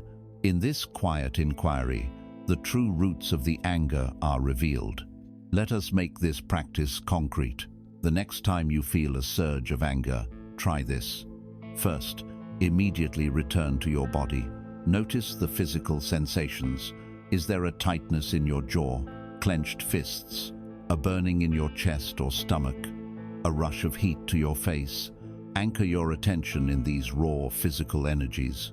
Do not follow the story in your head, the loop of, "He said this, and then I thought that, and he's always like this." The story is the fuel for the fire. The physical sensations are just energy. Stay with the energy. Second, use your breath to soothe the energy. Consciously begin to breathe in and out, perhaps making your out-breath a little longer than your in-breath. As you breathe in, you can say silently, breathing in, "I know that anger is here." As you breathe out, you can say, breathing out, "I am soothing this energy within me." Your mindful breath is like cool water on a burn. It calms your nervous system, slows your heart rate, and creates a small space between you and the raw force of the emotion. It gives you a moment to remember that you are not your anger. You are the one who is aware of the anger. You are the parent holding the baby. Third, once the initial intensity has subsided, you can begin the compassionate inquiry. Look deeply into the anger. Perhaps someone's comment made you angry. What was the underlying hurt? Did it touch on an old insecurity, a feeling of not being respected or valued? You will almost always find that the anger is a reaction to a perceived attack on your sense of self, your ego. He ignored me. She didn't appreciate my efforts. The anger is the ego's defense system. By seeing this, you begin to depersonalize the experience. You see the mechanics of suffering in action. You can then offer compassion to that wounded part of yourself. You can silently tell that inner child, "I see that you are hurt. I am here for you. It's okay to feel this way." This entire process is an act of transformation. It takes the raw, destructive energy of anger and, through the alchemy of mindfulness and compassion, transforms it into self-understanding and wisdom. It is crucial to understand that this is not about becoming passive or allowing yourself to be treated poorly. The goal is not to eliminate anger, but to transform unwise reaction into wise action. When you act from a place of blind rage, you almost always create more suffering. You say things you regret, you break trust, you escalate conflict. But when you have held your anger, listened to its message, and soothed its fire, you can then act from a place of clarity and strength. Perhaps you do need to set a firm boundary with someone. Perhaps you need to speak up against an injustice. But now your words will be clear and calm, not hot and reactive. Your actions will be constructive, aimed at resolving the situation, not just venting your own pain. You will be acting from the wisdom of the parent, not the blind cry of the baby. The energy of anger, when not understood, is a wildfire that burns down the forest. But that same energy, when harnessed with wisdom and compassion, can become the fuel that powers our practice and illuminates our lives. It shows us exactly where we are still clinging, where our ego is still tender, where our hearts are still closed. It is a fierce but faithful teacher, constantly pointing us toward the places within ourselves that are most in need of our love and attention. Just as we can learn to embrace this fiery, outward-moving energy, we can apply the very same principles of mindful presence and compassion to its close cousin, an energy that often freezes us and implodes inward, creating a prison of worry and what-ifs. We can now turn to face the pervasive guest of our modern age and learn how to find stillness in the turbulent waters of anxiety. Having learned practical methods for meeting the acute emotional storms of anger and anxiety, we now arrive at the heart of the training. These methods are like first aid, essential for treating injuries as they occur. But to build fundamental health, to develop a strong and resilient inner constitution, we need a consistent, dedicated practice. We need to go to the inner gym. This daily, systematic training of the mind, this deliberate journey into stillness, is the formal practice of meditation. It is the core discipline that strengthens the muscle of awareness, allowing all the other insights we have explored to move from intellectual understanding into lived, embodied wisdom. Before we explore the simple how of meditation, we must first clear away the myths that so often prevent people from even beginning. Perhaps the most common and misguided myth is that meditation is about stopping your thoughts. You sit down, try to force your mind to be blank, and within seconds, a thought appears. You conclude, "I can't do this. I'm a failure at meditation." The goal of meditation is not to stop thinking. You are a thinking creature, and that is as impossible as trying to stop your heart from beating. The goal is to change your relationship with your thoughts. It is to cease being a helpless passenger on every train of thought that pulls into the station of your mind, and instead to become the calm station master, watching the trains come and go without having to board them. This leads to the second myth. My mind is too busy to meditate. This is like saying, I am too sick to see a doctor. A busy, scattered monkey mind is not an obstacle to meditation. It is the very reason to practice. The mind's busyness is the raw material you work with.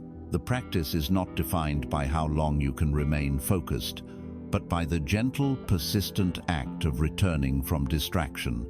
The work happens in the return. So, a busy mind simply gives you more opportunities to practice. Finally, there is the myth that meditation requires a special environment. A silent room, expensive cushions, incense, chanting. While a quiet space can be helpful, all that is truly required is your body, your breath, and a willingness to be present for a few minutes.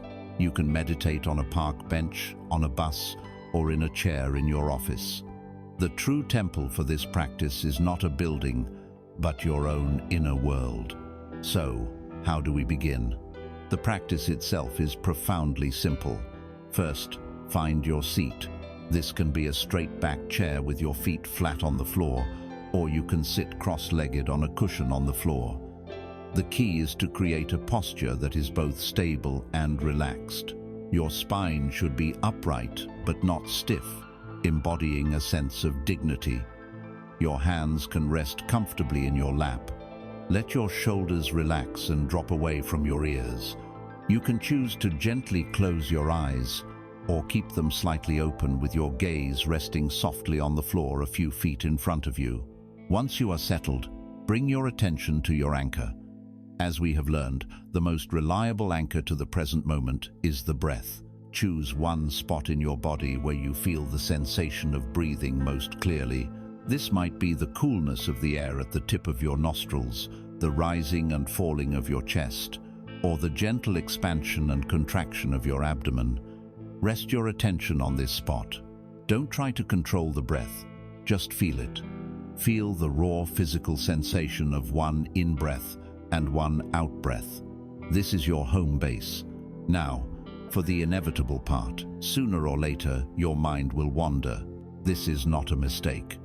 It is simply what minds do. A sound will catch your attention, a memory will surface. You'll start planning your grocery list. You might drift off for seconds or even minutes before you realize you are no longer with your breath. The moment you realize your mind has wandered is the golden moment of the practice. This is the sacred return. There is no need for frustration or self-criticism. With the kindness you would show to a lost puppy, you simply acknowledge where your mind has gone, thinking or planning, and then you gently, firmly, guide your attention back to the physical sensation of the breath. That is the entire practice. You rest your attention on the breath. The mind wanders. You notice it has wandered. You gently bring it back, over and over and over again. This is the push-up for the brain. Each return from distraction strengthens the muscle of your attention and your capacity for presence. If you sit for 10 minutes and have to bring your mind back 100 times, it was not a bad meditation. It was a meditation in which you had 100 opportunities to practice mindfulness, patience, and compassion. There is a powerful analogy for this process: the forging of a sword. Our untrained mind is like a lump of raw, brittle iron. It is inflexible, easily fractured by the hard knocks of life. The difficulties of our lives are disappointments, our losses, our frustrations are the fire of the blacksmith's forge. This fire heats the raw metal of our mind, making it hot, pliable, and ready for transformation. The disciplined, daily practice of meditation is the heavy hammer of the blacksmith. Sitting down each day, even for just a few minutes, and engaging in this simple rhythm of returning the mind to the breath again and again, is the act of striking the hot metal. Through this repeated process, being heated in the fire of life and hammered by the discipline of meditation, the brittle iron is gradually transformed.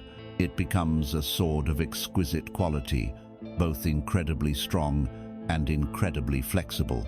It is sharp enough to cut through illusion, yet resilient enough to not shatter when it strikes something hard. This is the mind we are cultivating, a mind that is clear, stable, strong, and supple. This ancient practice is no longer just the domain of mystics. Modern science is now validating what contemplatives have known for millennia. Neuroscientists using fMRI scans have shown that regular meditation can physically change the brain.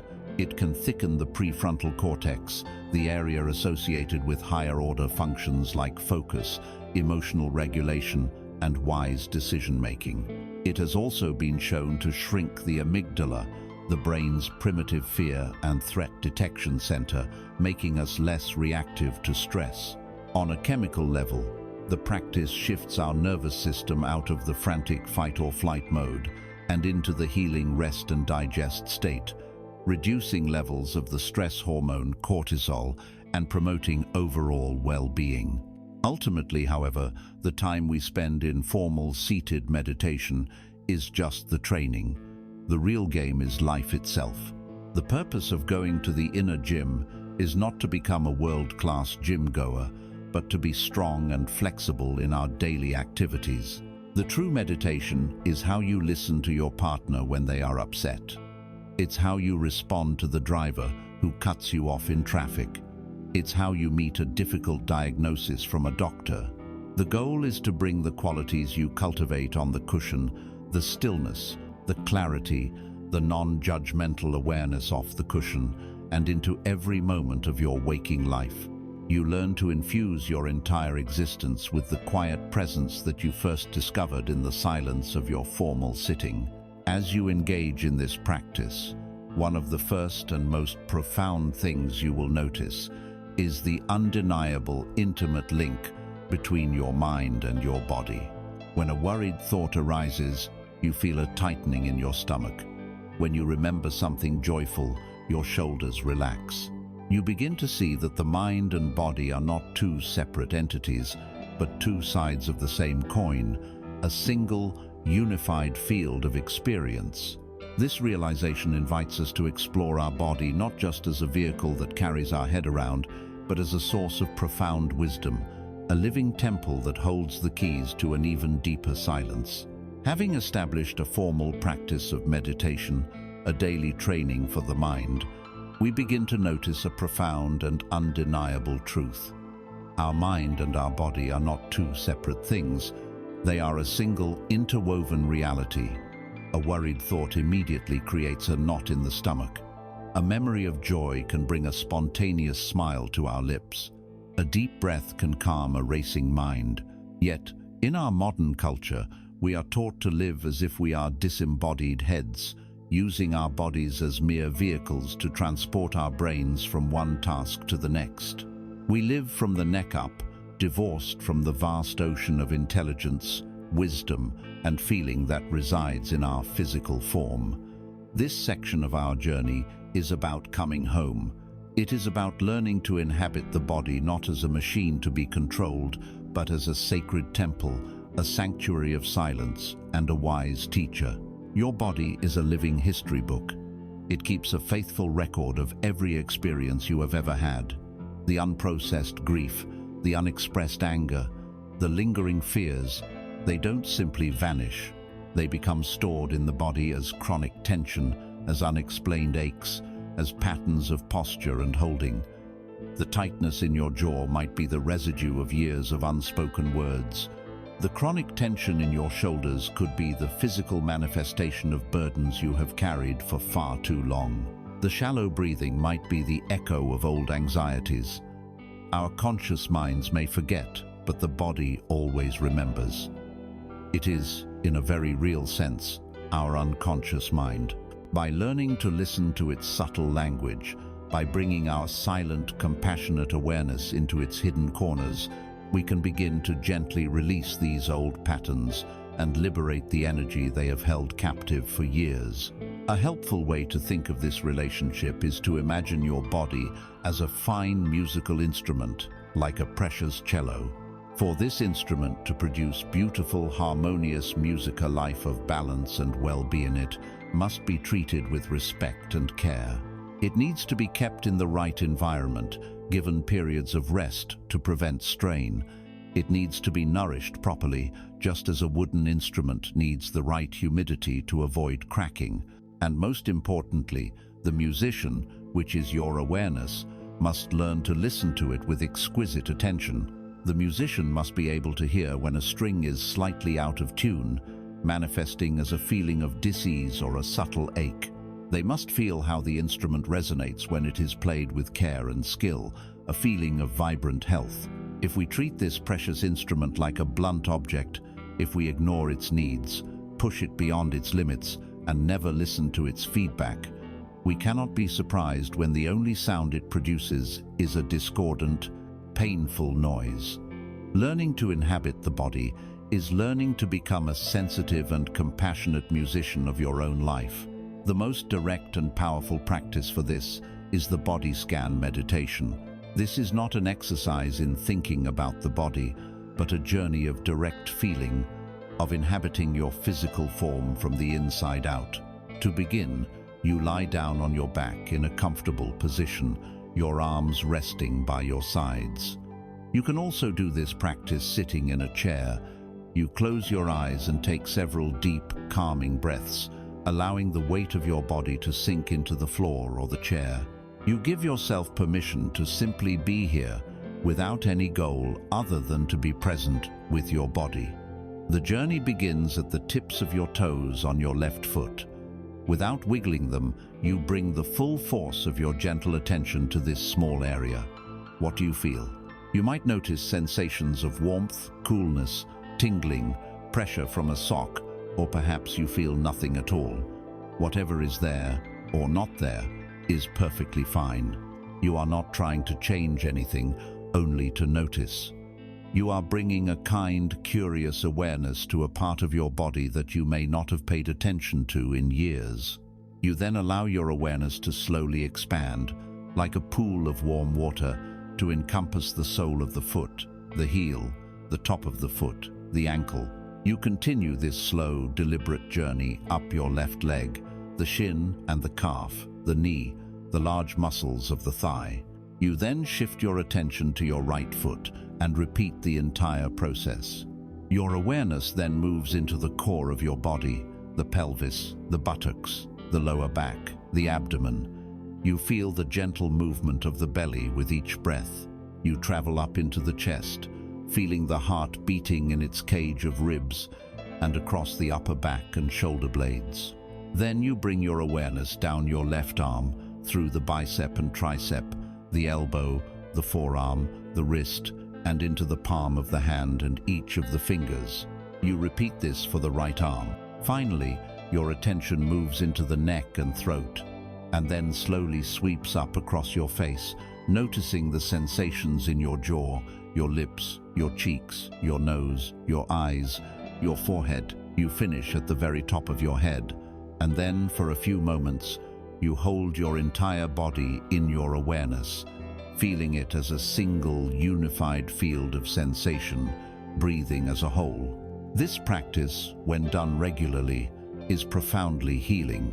It systematically reveals the areas where we hold chronic tension, and, simply by bringing a kind, accepting awareness to these areas, allows that tension to begin to release on its own. It is a radical act of reconnecting with the forgotten territories of our own being. This then translates into our daily life. We become more attuned to the body's subtle language. When a headache appears, instead of immediately reaching for a pill, we might ask, "What is this telling me? Have I been staring at a screen too long? Am I dehydrated? Am I clenching my jaw from stress?" We learn to recognize fatigue not as an enemy to be conquered with caffeine, but as a wise messenger asking for the sacred gift of rest. We also learn to notice and savor moments of physical pleasure, the joy of a deep stretch, the comfort of a warm bath, the simple pleasure of walking in fresh air. This leads to the understanding that caring for the body is not a mundane chore, but a spiritual practice. Mindful eating becomes an act of gratitude, appreciating the food that nourishes this temple. Mindful movement, whether it is yoga, walking, or dancing, becomes a celebration of the body's capacity for grace and strength. Honoring our need for sleep becomes a sacred ritual of restoration. We stop seeing the body as an adversary to be disciplined and subdued, and begin to see it as our most faithful and wise companion on this journey.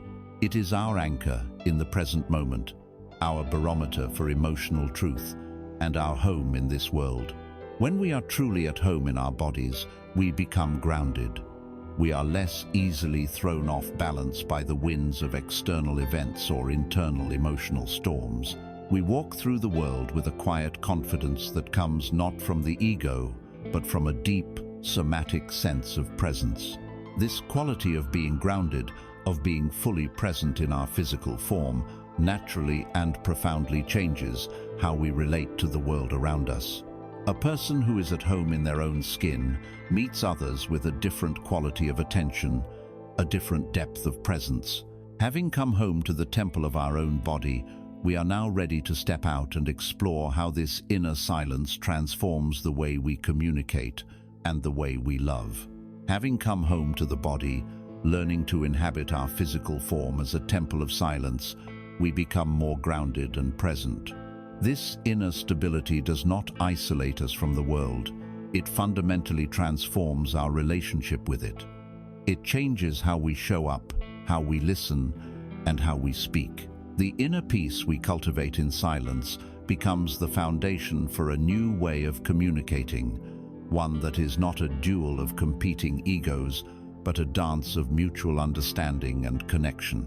We now explore how to bring the wisdom of stillness into the noisy and often fraught world of human interaction. Most of our daily communication is deeply unconscious. We can think of it as a duel of monologues. Two people are in a room, but they are not truly together. Each is trapped in their own mind, their own story. While one person is speaking, the other is not truly listening. Instead, they are busy formulating their rebuttal, searching for flaws in the argument, waiting impatiently for their turn to interject, or relating everything that is said back to their own experience. The primary goal is not to understand, but to be understood, not to connect, but to win, to be right, to defend one's position. This is the ego in conversation, and it is a recipe for misunderstanding, conflict, and a pervasive sense of loneliness, even when we are surrounded by people. The path of mindful communication offers a radical alternative, built upon two great pillars: right speech and deep listening. Right speech, or samavaka in the ancient Pali language, is a cornerstone of the Buddhist path. It is not a rigid set of rules, but a guide for cultivating a compassionate and beneficial intention behind our words. It invites us to pass our speech through 4 silent gates before we let it out into the world. The first gate asks, "Is it true?" This encourages us to abandon lies, exaggeration, and rumor, and to speak from a place of honesty. The second gate asks, "Is it kind?" This is a filter against harsh, abusive, or divisive language. It reminds us that words have the power to wound or to heal, and we can choose to use them as medicine rather than weapons. The third gate asks, "Is it useful?" This is a powerful antidote to idle gossip, pointless chatter, and complaining that serves no purpose other than to spread negativity. It asks if our words will contribute positively to the situation or simply add more noise. And the fourth gate, which is perhaps the most subtle, asks, "Is this the right time and place?" Even words that are true, kind, and useful can cause harm if spoken at the wrong moment. This gate encourages us to develop sensitivity and discernment, to feel into a situation and know when to speak and when to remain silent. To practice right speech is to become a craftsman of your words, understanding their power and using them with the skill and care of an artist. The second pillar, and arguably the more important and difficult one, is deep listening. This is the practice of listening with only one intention: to give the other person the gift of being fully heard. It means setting aside, just for a few moments, your own story, your own opinions, your own need to fix or advise. You become a silent, receptive space. You listen not just to the words, but to the feelings beneath the words. You listen to the pauses, to the body language, to what is not being said. This kind of listening is one of the greatest acts of compassion you can offer another human being. When a person feels truly seen and heard, without judgment, something inside them relaxes and opens. Their defensiveness melts away. In the safe space of your silent presence, they can often find their own clarity and solutions. You don't need to have the right answers. You just need to provide the right quality of silence. There is a story told of a great Zen master whose wisdom was sought by many. People would travel for days to ask him their most urgent and difficult questions. When a student would arrive and pose their question, the master would never answer immediately. He would receive the question fully, with his entire being, and then he would become completely silent. He might close his eyes or simply gaze softly into the distance. A long pause would follow, sometimes for a full minute or more. In this shared silence, a remarkable transformation would occur. The student's own agitated, questioning mind would begin to calm down, mirroring the master's stillness. The master, in turn, was allowing his own immediate, reactive, intellectual thoughts to settle. He was waiting for an answer to arise not from his clever brain, but from the deep, silent well of his wisdom. When he finally spoke, his words were often few, simple, and incredibly potent. They landed with immense power because they were born not of reaction, but of profound stillness. This is the power of the sacred pause. In our own lives, we can become like this Zen master. When someone asks us a question or makes a statement that triggers us, our habit is to respond instantly from the reactive surface of the mind. The sacred pause is the choice to wait, to take one conscious breath before speaking. In that breath, you can let your initial defensive reaction pass. You can connect with your deeper intention. You can ask yourself, what is the kindest and most useful thing to say right now? This single silent breath is the difference between reaction and response, between adding to the world's noise and contributing to its peace. This leads to the ultimate understanding that sometimes the most compassionate and wisest form of communication is silence itself. Remember the story of the Buddha being insulted. His initial response was not a clever rebuttal, but a powerful, unshakable silence. He understood that to engage with the man's rage would only escalate the conflict. His silence was not weakness or passivity. It was a form of strength. It created a space for the man's anger to exhaust itself. Knowing when to be silent is a profound skill. It is recognizing when your words would only be fuel on a fire. It is the wisdom to know that sometimes the only thing needed is to simply hold space, to be a calm, non-anxious presence in the midst of another's storm, offering your quiet solidarity without adding to the chaos. Imagine a conversation as a dance, not a duel. One person speaks their truth, filtered through the gates of right speech. The other person receives this truth with the gift of deep listening. Before responding, they take a sacred pause. They connect with their intention, and their words, in turn, are offered with care. The exchange becomes a graceful movement of shared exploration, of mutual respect. It is a process that builds connection rather than reinforcing separation. This is the potential that lies within every one of our interactions. It is how we take the silence we cultivate on the cushion and offer it as a gift to the world, one conversation at a time. Having learned to navigate the noise within ourselves and the potential for noise between ourselves and others, we must now turn our attention to the great, pervasive noise of our external environment. We live in a world that is specifically engineered to create dissatisfaction and distract us from any sense of inner peace. How do we maintain this hard-won stillness while immersed in the relentless currents of the digital world and the siren song of materialism? This is the next challenge on our path. Having learned to bring the silence of our practice into the intimate spaces of our relationships, we must now face a different kind of challenge, one that is unique to our moment in history.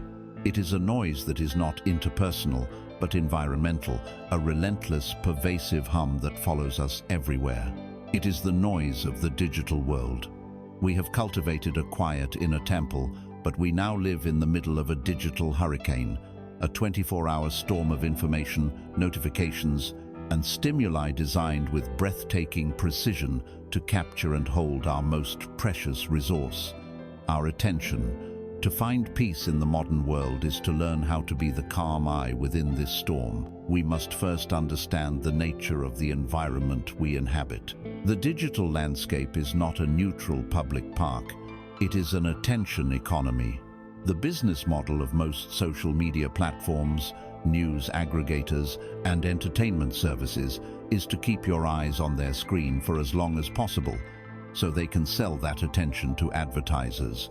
They employ armies of engineers and psychologists to design experiences that are intentionally addictive, exploiting the same neural pathways as gambling or substance dependency. This is not a conspiracy theory. It is their openly stated business model. The constant desire to refresh a feed, the little dopamine hit of a like or a notification, the gnawing fear of missing out, this is simply a high-tech version of the ancient thirst, the tanha, that we have already identified as the root of our suffering. We are being conditioned to crave constant novelty and external validation, a state that is the exact opposite of inner peace. A useful way to view the smartphone, the primary gateway to this world, is as a modern-day Pandora's box. It is a sleek, beautiful, and alluring object that promises us the world. And in many ways, it delivers.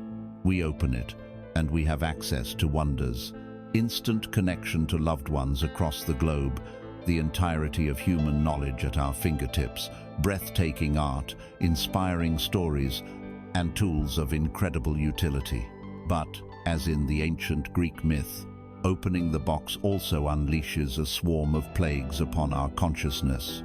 It unleashes comparison as we scroll through the curated highlight reels of other people's lives. It unleashes envy for things we do not have. It unleashes anxiety as breaking news alerts scream of distant disasters. It unleashes division as we are drawn into polarized online arguments. And worst of all, it unleashes the most relentless pest of our time, distraction. This constant, low-grade fragmentation of our focus nibbles away at our ability to think deeply, to feel fully, and to simply be present in our own lives. The great challenge is not to discard the box. It is an inseparable part of modern life. The challenge is to learn how to open it wisely, to access its gifts, without falling victim to its plagues. And the key that allows us to do this is mindfulness. The journey from being a mindless user to a mindful one begins with a single, simple question, asked in the half-second before you pick up your device. What is my intention? Is there a specific, useful reason I am engaging with this tool right now? To answer an important message, to look up a piece of information, to navigate to a destination? Or am I simply reaching for it out of habit, as a way to escape a moment of boredom, loneliness, or discomfort? This tiny pause, this moment of conscious intention, is revolutionary. It breaks the chain of unconscious habit and puts you back in the driver's seat of your own awareness. From this place of intention, we can begin to practice digital hygiene, to consciously curate our digital space just as we would our physical home. The first step is to silence the noise. Go into your phone settings and turn off every single notification, every buzz, every ding, every banner that is not sent by an actual human being who needs you urgently. These notifications are the primary weapons of the attention economy, designed to pull you out of your life and back into their world. Reclaiming your silence begins with silencing your device. The next step is to declutter. Unfollow the social media accounts that consistently make you feel anxious, inadequate, or angry. Unsubscribe from the newsletters you never read. Delete the apps you haven't used in months. Create a clean, calm digital environment that serves your well-being rather than eroding it. Having curated your space, you must then create sacred boundaries of time. Our minds, like our bodies, need periods of uninterrupted rest to heal and function properly. You can create tech-free times and zones in your day. Perhaps the first hour after you wake up is reserved for quiet reflection, meditation, or gentle movement, rather than immediately flooding your brain with the world's anxieties. Perhaps the hour before you go to sleep is a time for reading a physical book or talking with a loved one, allowing your nervous system to wind down. The dinner table can become a sacred, screen-free zone, a place for human connection. You might even experiment with a digital Sabbath, choosing one day a week, or even just a few hours on a weekend, to go completely offline. It is in these quiet, disconnected spaces that we remember who we are without the constant input of the digital world. It is here that we can hear our own thoughts again. This practice of setting boundaries extends to how we work and live moment to moment. We must consciously rebel against the myth of multitasking. When we believe we are doing 5 things at once, we are in fact doing none of them well. We are simply task switching at high speed, a process that is stressful for the brain, diminishes the quality of our work, and leaves us feeling frazzled and depleted. The mindful alternative is to embrace the profound power of single tasking. When you are writing an email, just write the email. When you are on a walk, just walk. When you are playing with your child, put your phone in another room and give them the precious, undivided gift of your full presence. When you begin to intentionally create these pockets of digital silence, you will discover something remarkable. You will rediscover the joy of simply being here. At first, it may feel uncomfortable. This lack of distraction, boredom might arise. This is withdrawal. But if you can stay with it, you will begin to notice the world again. You'll notice the way the afternoon light falls across the room. You'll hear the sound of birds singing outside your window. You'll taste the full flavor of your food. You will rediscover the richness of the analog world and the quiet contentment that comes from being present within it. This is a peace that no app can deliver and no notification can disturb. This digital world, with its endless stream of images of perfect lives and desirable products, does more than just distract us. It is deeply intertwined with another great source of modern restlessness. It constantly fuels a sense of lack, a feeling that our lives are not enough, that we are not enough. It stokes the fires of consumerism, promising that happiness is just one more purchase away. Having learned to find stillness amidst the noise of information, we must now turn to face the noise of materialism and discover the profound wealth that lies not in having more, but in needing less.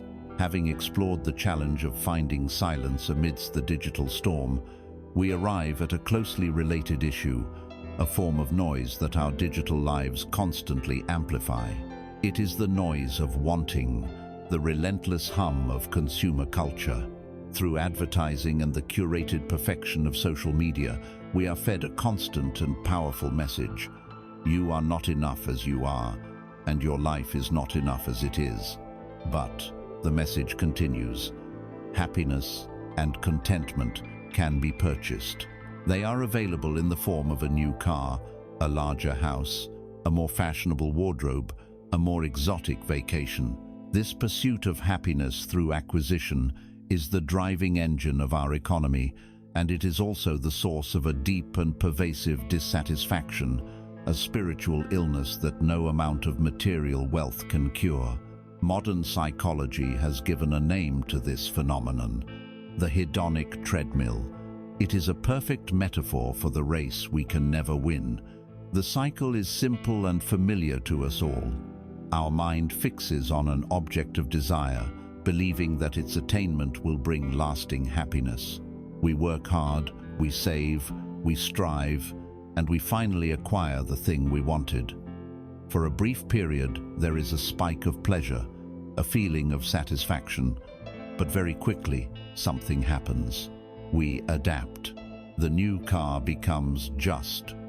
The car, the bigger house becomes just. Auk, the house.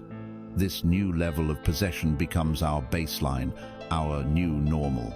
The initial joy fades, and soon the mind, ever thirsty, begins to scan the horizon for the next thing that will make us happy. We are like a hamster on a wheel, running faster and faster, but remaining in the very same place. This is the endless cycle of dukkha playing out in the marketplace. The way off this treadmill is not to acquire more, but to want less.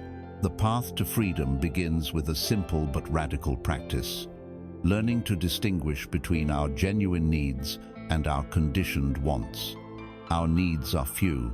They are the requirements for a healthy and dignified life: clean air and water, nourishing food, adequate shelter, healthcare, safety, and meaningful human connection. To work towards meeting these fundamental needs is a valid and worthy endeavor. Our wants, however, are infinite. They are the endless layers of desire that culture, advertising, and our own egos have piled on top of our basic needs. We need nourishment, but we want the status of dining at an exclusive restaurant. We need clothing for warmth and protection, but we want the designer label that signals our success. The mindful practice is to pause when a strong desire arises and to ask with gentle curiosity, is this a true need, or is this a want that is being fueled by boredom, by envy, by a feeling of inadequacy, or by a story I'm telling myself about what will make me happy? This simple, silent question can short-circuit the entire mechanism of mindless consumption. The profound freedom that comes from this inner clarity is captured perfectly in a famous encounter from ancient Greece. Alexander the Great, the young conqueror who was, at that time, the most powerful and wealthy man in the known world, was passing through the city of Corinth. He had heard tales of a strange and brilliant philosopher named Diogenes, who lived a life of extreme simplicity. Intrigued, Alexander and his retinue of lavishly dressed generals went to find him. They found Diogenes in the marketplace, living in a large ceramic jar, owning nothing but a simple cloak and a lamp. He was basking in the morning sun. Alexander, standing before this man who had nothing, was struck by his aura of complete self-possession.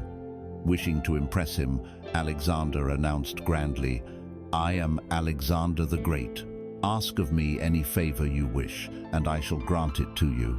Diogenes looked up from his spot in the sun, squinted at the powerful emperor and his men who were casting a large shadow over him, and replied with a simple request, "Yes, stand a little to the side. You are blocking my sunlight." Let us feel the weight of this response. Diogenes, in that moment, was the richest man in the world. He already possessed everything he truly valued: the warmth of the sun, the air in his lungs, and the unshakable peace of a mind that wanted nothing. He saw that Alexander, with all his armies and all his gold, could not add a single thing of real value to his life, and in fact, was actively diminishing it. This is the ultimate statement of inner wealth. True richness is not found in the multitude of our possessions, but in the paucity of our wants. It is the freedom from the constant, anxious striving that plagues even the most powerful kings. To embrace simplicity is not an act of grim self-denial, it is an act of joyful liberation. The more things you own, the more you have to worry about. Your possessions begin to possess you. They must be insured, cleaned, maintained, stored, and protected. This drains your time, your energy, and your money. Voluntarily choosing a simpler life frees up these precious resources. The hours you might have spent browse online stores or working overtime to pay for things you don't truly need can now be invested in what truly nourishes you, deepening your relationships, pursuing a creative passion, spending time in nature, or dedicating more time to your spiritual practice. There is a surprising and profound lightness that comes from decluttering your home, from giving away the things that are no longer essential. It is a physical manifestation of the inner practice of letting go, of releasing the past and the identities that were tied to those objects. This leads us to a new and more stable definition of wealth. True wealth is not measured by your bank statement or the value of your assets. True wealth is the richness of your attention. It is the ability to find deep joy in a simple meal. It is the peace of a quiet mind, free from the constant agitation of craving. It is the priceless value of a deep friendship or a loving family. It is the freedom to enjoy the sunlight. This is an inner fortune, a secure and sustainable treasure that no economic downturn, no misfortune, and not even time itself can ever take away from you. It is the supreme wealth of Santuti, the Pali word for contentment. This radical reorientation of our values, this shift from seeking happiness in external things to cultivating it within, has a profound effect on how we view one of the central activities of our lives, our work. In a consumer society, the primary function of a job is often seen as simply a means to an end, to earn money in order to consume. But when we step off the hedonic treadmill, when we are no longer driven by the need for more, we can begin to relate to our work in a new and much healthier way. We can see it not just as a way to make a living, but as a way to make a life, as a field for the practice of mindfulness, contribution, and presence. Having recalibrated our relationship with the material world, stepping off the treadmill of wanting more, we are now free to approach our work from a new perspective. For many, the workplace is the single greatest source of stress, a domain of deadlines, pressure, and conflict. It can feel like the very antithesis of the peace we are trying to cultivate. But the path of wisdom does not ask us to abandon the world. It asks us to engage with it differently. Your work, whatever it may be, is not an obstacle to your spiritual practice. It is one of its most potent and fertile fields. It is the real-world laboratory where you can apply the principles of mindfulness, compassion, and presence, transforming a source of stress into a path of awakening. The typical modern workplace is an environment perfectly designed to amplify the chaos of the monkey mind. It is a relentless storm of external distractions, the constant ping of incoming emails, the endless stream of instant messages, back-to-back meetings, and the competing demands of multiple projects. This outer chaos easily creates an inner chaos, leaving us feeling fragmented, overwhelmed, and perpetually behind. In the face of this, our conditioned response is to try to do more, faster. We fall for the great myth of our age, the myth of multitasking. Let us be clear. Multitasking, as we think of it, does not exist. The human brain is incapable of focusing on multiple complex tasks at the same time. What we call multitasking is actually rapid, continuous task switching. Every time you toggle from the report you are writing to answer a new email, and then to glance at a text message, your brain is forced to disengage and then re-engage, losing focus and momentum each time. This process is incredibly inefficient. It leads to lower quality work, a higher rate of errors, and it floods our nervous system with stress hormones. The path to both greater effectiveness and greater peace at work lies in its opposite, the deep power of single tasking. This is the practice of choosing one task, and for a designated period, giving it your undivided attention. When you write, just write. When you read, just read. When you are in a meeting, be fully in the meeting. This is not just a productivity hack, it is a form of active meditation. It calms the mind, fosters a state of deep concentration known as flow, and allows you to produce your best work with the least amount of inner friction. There is a timeless story of a master woodcarver who was commissioned by the emperor to create a magnificent bell stand. The emperor's court was filled with artisans who would have immediately begun sketching and planning, their minds filled with ambition for the reward and fear of the emperor's judgment. But this carver's approach was different. His first step was not to touch wood or tools, but to quiet his own mind. He went away and fasted for 7 days to purify his intention and still his thoughts. He let go of any thought of the praise he might receive. He let go of any thought of the handsome payment. He let go of any fear of criticism or failure. He emptied his mind of himself. Only when his mind was as still as a calm forest pool Did he go into the wilderness to find the right tree? He did not search for a tree that looked like a bell stand. Instead, he waited until his own silent, attuned nature could perceive the form of the bell stand already existing, hidden within a particular tree. His task, as he saw it, was not to impose his will upon the wood, but to liberate the form that was already there. As he worked, his attention was not on the final product or the emperor's reaction. His entire being was focused on each single present moment stroke of his chisel.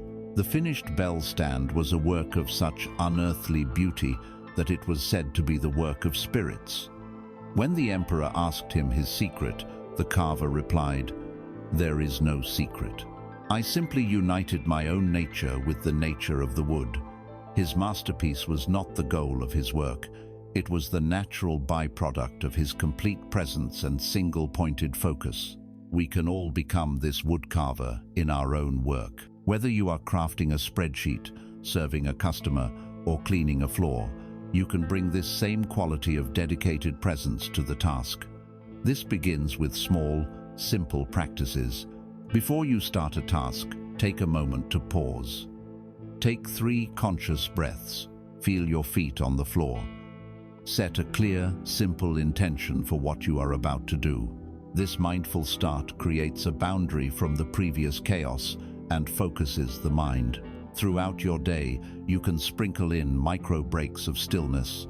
After you send a stressful email or between meetings, instead of immediately checking your phone, simply lean back, close your eyes for 30 seconds, and come home to the feeling of your breath. These tiny islands of sanity prevent stress from accumulating and keep you grounded in your own silent presence. This inner stillness also transforms how we handle the inevitable challenges of workplace relationships. When a colleague is difficult or a supervisor is applying pressure, our reactive mind sees a threat. We become defensive, anxious, or angry. But with the tool of mindfulness, we can see the situation as another empty boat. We can recognize that their behavior is likely a product of their own stress, their own suffering. This doesn't mean we become passive or accept mistreatment. It means we don't have to let their reactivity become our own. We can take that sacred pause. We can listen deeply to what they are truly trying to say, beneath the surface of their words. And we can respond from a place of centered calm and clarity, a response far more powerful and effective than any angry retort. But what if your work is mundane, repetitive, or unfulfilling? Not everyone has a job that feels like a noble calling. The wisdom of this path teaches that meaning is not inherent in the task itself, but in the quality of attention we bring to it. A person can perform a heroic act like surgery with a distracted, egotistical mind, and it becomes a source of stress. Another person can wash dishes, and if they do so with complete, non-judgmental presence, feeling the warmth of the water, seeing the shimmer of the soap, hearing the clink of the plates, that simple chore can become a profound Zen practice, a moment of deep peace. You can find meaning and dignity in any work by choosing to be fully present for it.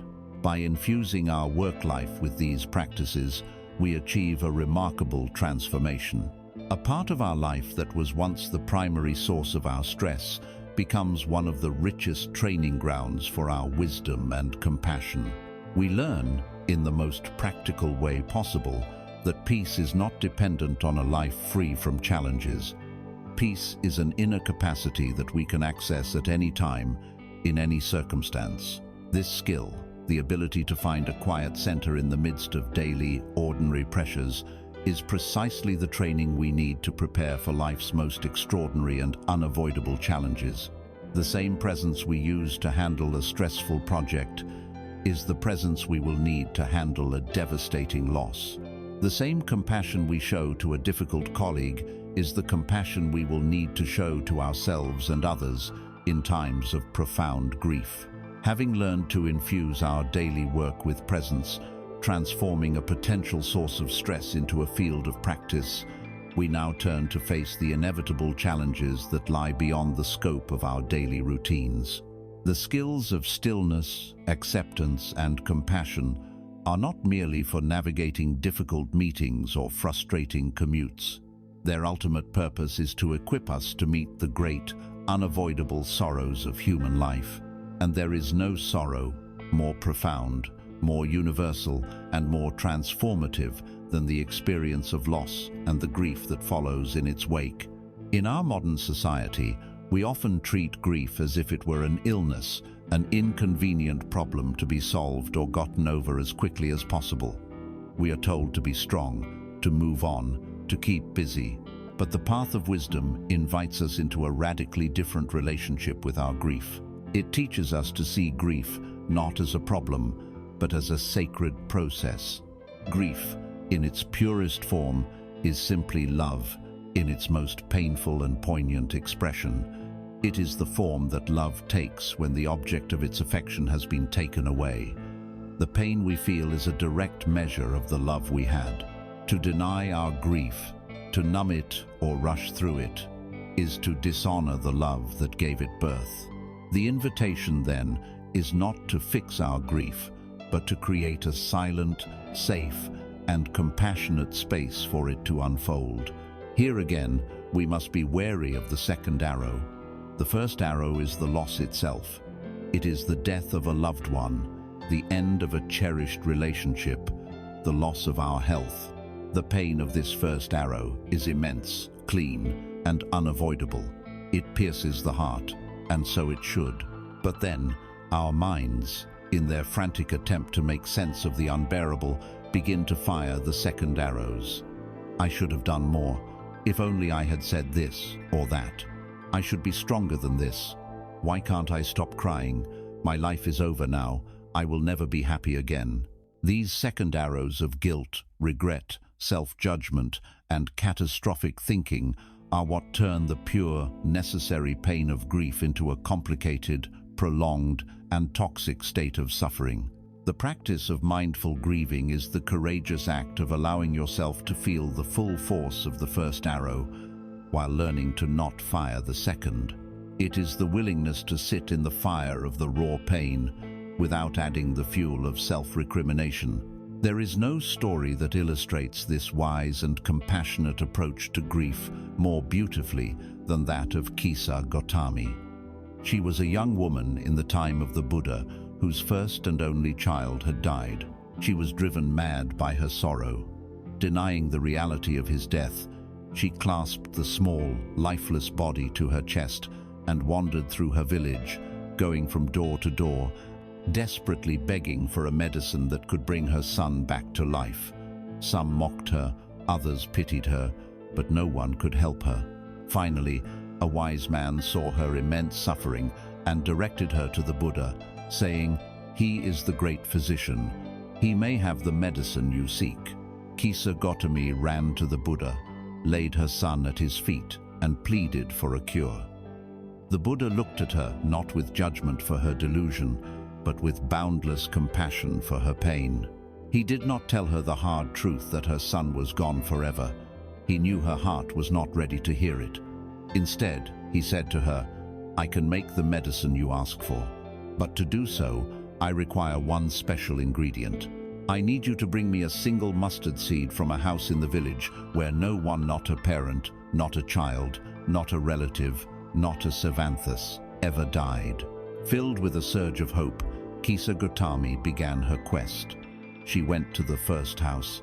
"I need a mustard seed for a medicine from the Buddha," she said. "Of course," the woman of the house replied, "we have plenty." But as the woman went to fetch it, Kisa Gotami asked, "Has anyone ever died in this house?" The woman's face fell. "Oh, my dear," she said, "the living are few, but the dead are many. Just last year my husband passed away." Kisa Gotami went to the next house, and the next, and the next. The story was always the same. "We have mustard seeds, but our eldest son died here. We have mustard seeds, but my mother died in this very room." She went to every house in the village, and she could not find a single home untouched by death. As she walked from door to door, a slow and profound transformation began to take place within her. The sharp, isolating agony of her personal loss began to soften and expand into a deep, compassionate understanding of the universal nature of suffering. She realized that death was not a unique monster that had attacked only her family. It was the shared, inescapable inheritance of all living things. Her personal grief connected her to the grief of all humanity. With this sober, quiet realization, the frantic fever of her hope broke. She gently carried her son's body to the charnel ground, let him go, and returned to the Buddha. He looked at her and simply asked, "Did you bring the mustard seed?" "No, Lord," she replied. "The people of the village told me, 'The living are few, but the dead are many.'" The Buddha knew then that she had received his teaching. The Buddha's genius was that he did not try to talk her out of her pain. He gave her a practice, a journey, that allowed her to discover the truth of impermanence for herself. This is the model for our own grieving. We must allow ourselves the journey. Grief is not a static state, but a process that comes in waves. There will be waves of profound sadness, waves of anger, waves of numbness, waves of guilt. Our task is not to build a dam against these waves, but to learn how to be a deep and wide ocean that can hold them. When a wave of sadness arises, we give ourselves permission to cry without judgment. When a wave of anger at the unfairness of it all comes, we allow ourselves to feel its heat in our bodies. We hold our own grief like a crying baby with tenderness and patience, knowing that its cries will eventually soften. In the quiet moments of our practice, we can also find a new way to connect with those we have lost. The relationship has not ended. It has only changed its form. Instead of clinging to the painful reality of their physical absence, we can turn our attention to the enduring reality of their presence within us. We can sit in silence and cultivate gratitude for the time we had, for the love that was shared, for the lessons they taught us. We can remember their laughter, their kindness, their unique spirit. In doing so, we shift from the pain of what was lost to the enduring warmth of what was given. This silent communion keeps the connection alive in a way that is healing and whole. To sit with our grief, to honor its rhythms and listen to its lessons, is one of the most courageous acts of the human heart. It is a practice that softens us, deepens our capacity for love, and connects us to the great web of all life, which is woven from threads of both joy and sorrow. In facing the loss of others, we are inevitably brought face to face with the reality of our own impermanence. Each loss is a teaching from the great master, death itself, reminding us of the precious, fleeting nature of our own lives. By learning to grieve with wisdom and grace, we are not only honoring those who have gone, but also preparing ourselves to face the later seasons of our own journey with less fear and a more profound appreciation for the time that remains. Having walked through the valley of grief, learning to hold the pain of loss with silent compassion, we are left with an inescapable awareness of the passage of time. The losses we mourn are milestones on our own journey, reminding us that life is a current, flowing ceaselessly in one direction. This brings us to a process that our culture teaches us to fear and resist with all our might: the process of aging. We are taught to see aging as a relentless decline, a disease to be fought with creams and surgeries, a tragedy of fading youth. But the path of wisdom offers a profoundly different and more peaceful perspective. It invites us to see aging not as a losing battle, but as a harvest, not as a fading, but as a ripening. Our modern world is engaged in a frantic war against time. It worships at the altar of youth, celebrating the smooth skin, boundless energy, and outward vitality of life's beginning, while viewing the later stages with dread and denial. This desperate clinging to our younger selves is a potent source of suffering. It is another form of resistance to the fundamental law of impermanence, anicca. We create a fixed image of who we are, the person we were at 25, at 35, and we suffer immensely as reality refuses to conform to that outdated image.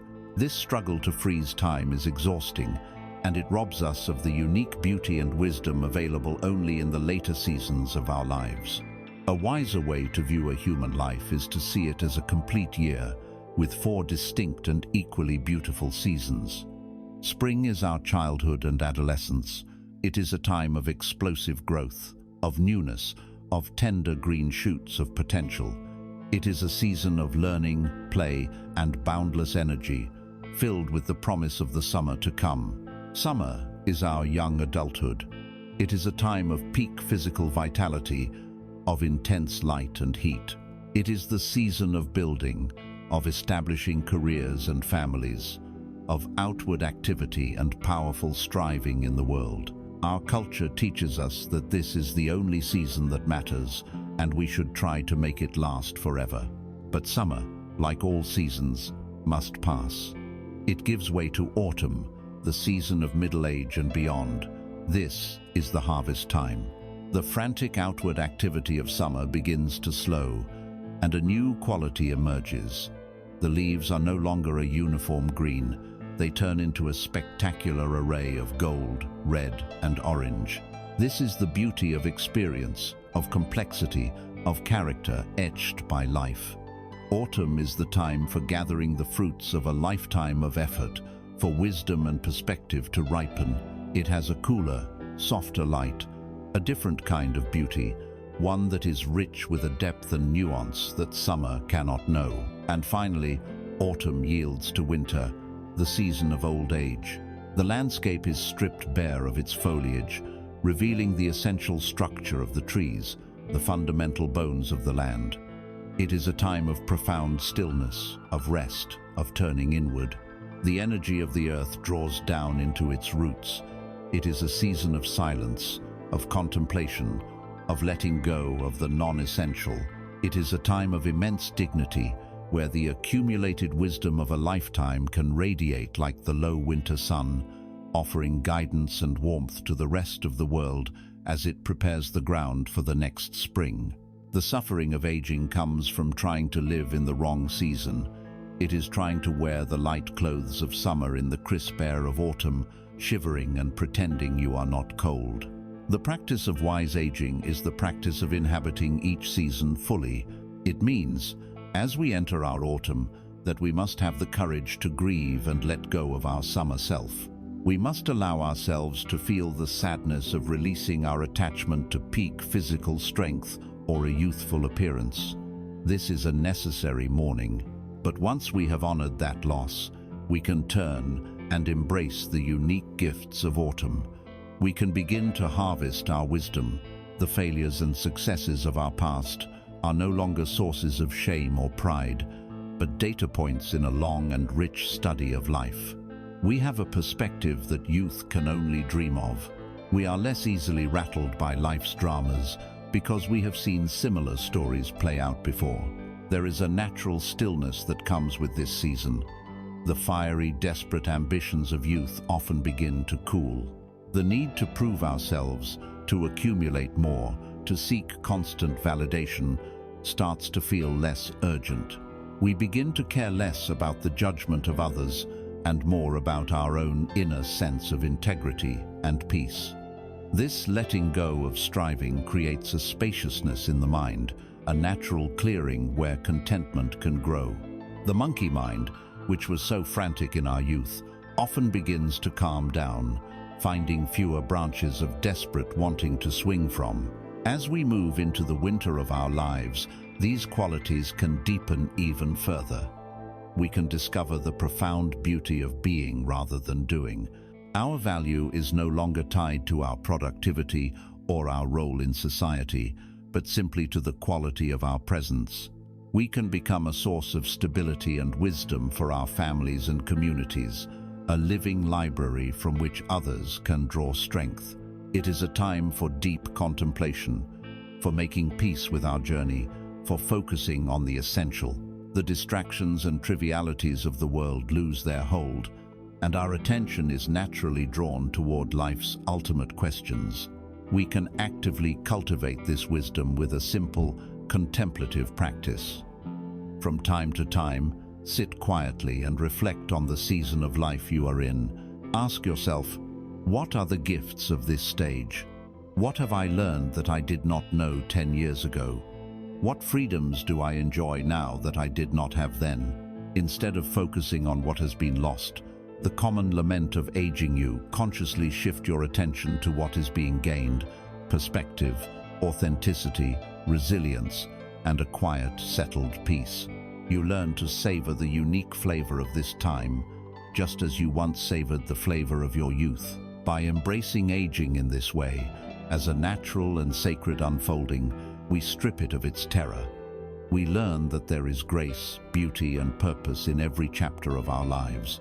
This conscious journey through the autumn and into the winter of our existence is the ultimate preparation for the final and most profound transition of all.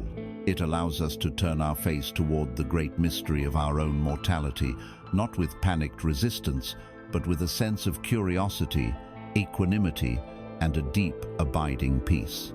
It is the final letting go, for which our entire life of practice has been a rehearsal. Having walked with grace through the seasons of our life, embracing the wisdom of aging, we arrive at the final frontier of human experience. We turn now to face the one reality our culture works hardest to deny, the great, silent mystery that stands at the end of every path: our own mortality. To speak of death is often considered morbid, a taboo that darkens the mood and brings forth our deepest fears. But from the perspective of wisdom, the conscious and gentle contemplation of death is not a morbid practice at all. It is the most profoundly life-affirming act we can undertake. It is the secret ingredient that makes life precious, the dark background against which the colors of our existence shine with vibrant, breathtaking beauty. Our society is structured as an elaborate conspiracy of avoidance. We distract ourselves with endless entertainment. We chase after youth and vitality. We strive to build legacies that will outlive us, all in a frantic attempt to outrun the one certainty of our existence. But this denial does not bring us peace. Instead, it creates a persistent, low-grade hum of anxiety that underlies everything we do. It is the unspoken fear that haunts our attachments and fuels our desperate clinging. The wisdom path suggests a different way, not to run from death, but to turn toward it, to befriend it, and to let it become our greatest teacher. In the Buddhist tradition, this practice is known as Marana Sati, or mindfulness of death. This is not an invitation to dwell on gruesome or frightening images. It is a sober, gentle, and repeated acknowledgement of reality. The practice can be as simple as sitting in silence and reflecting on a few simple truths. The first is, my own death is certain. We can say this not with fear, but with a simple, matter-of-fact acceptance. It is a law of nature, as reliable as gravity. The second reflection is, the time of my death is uncertain.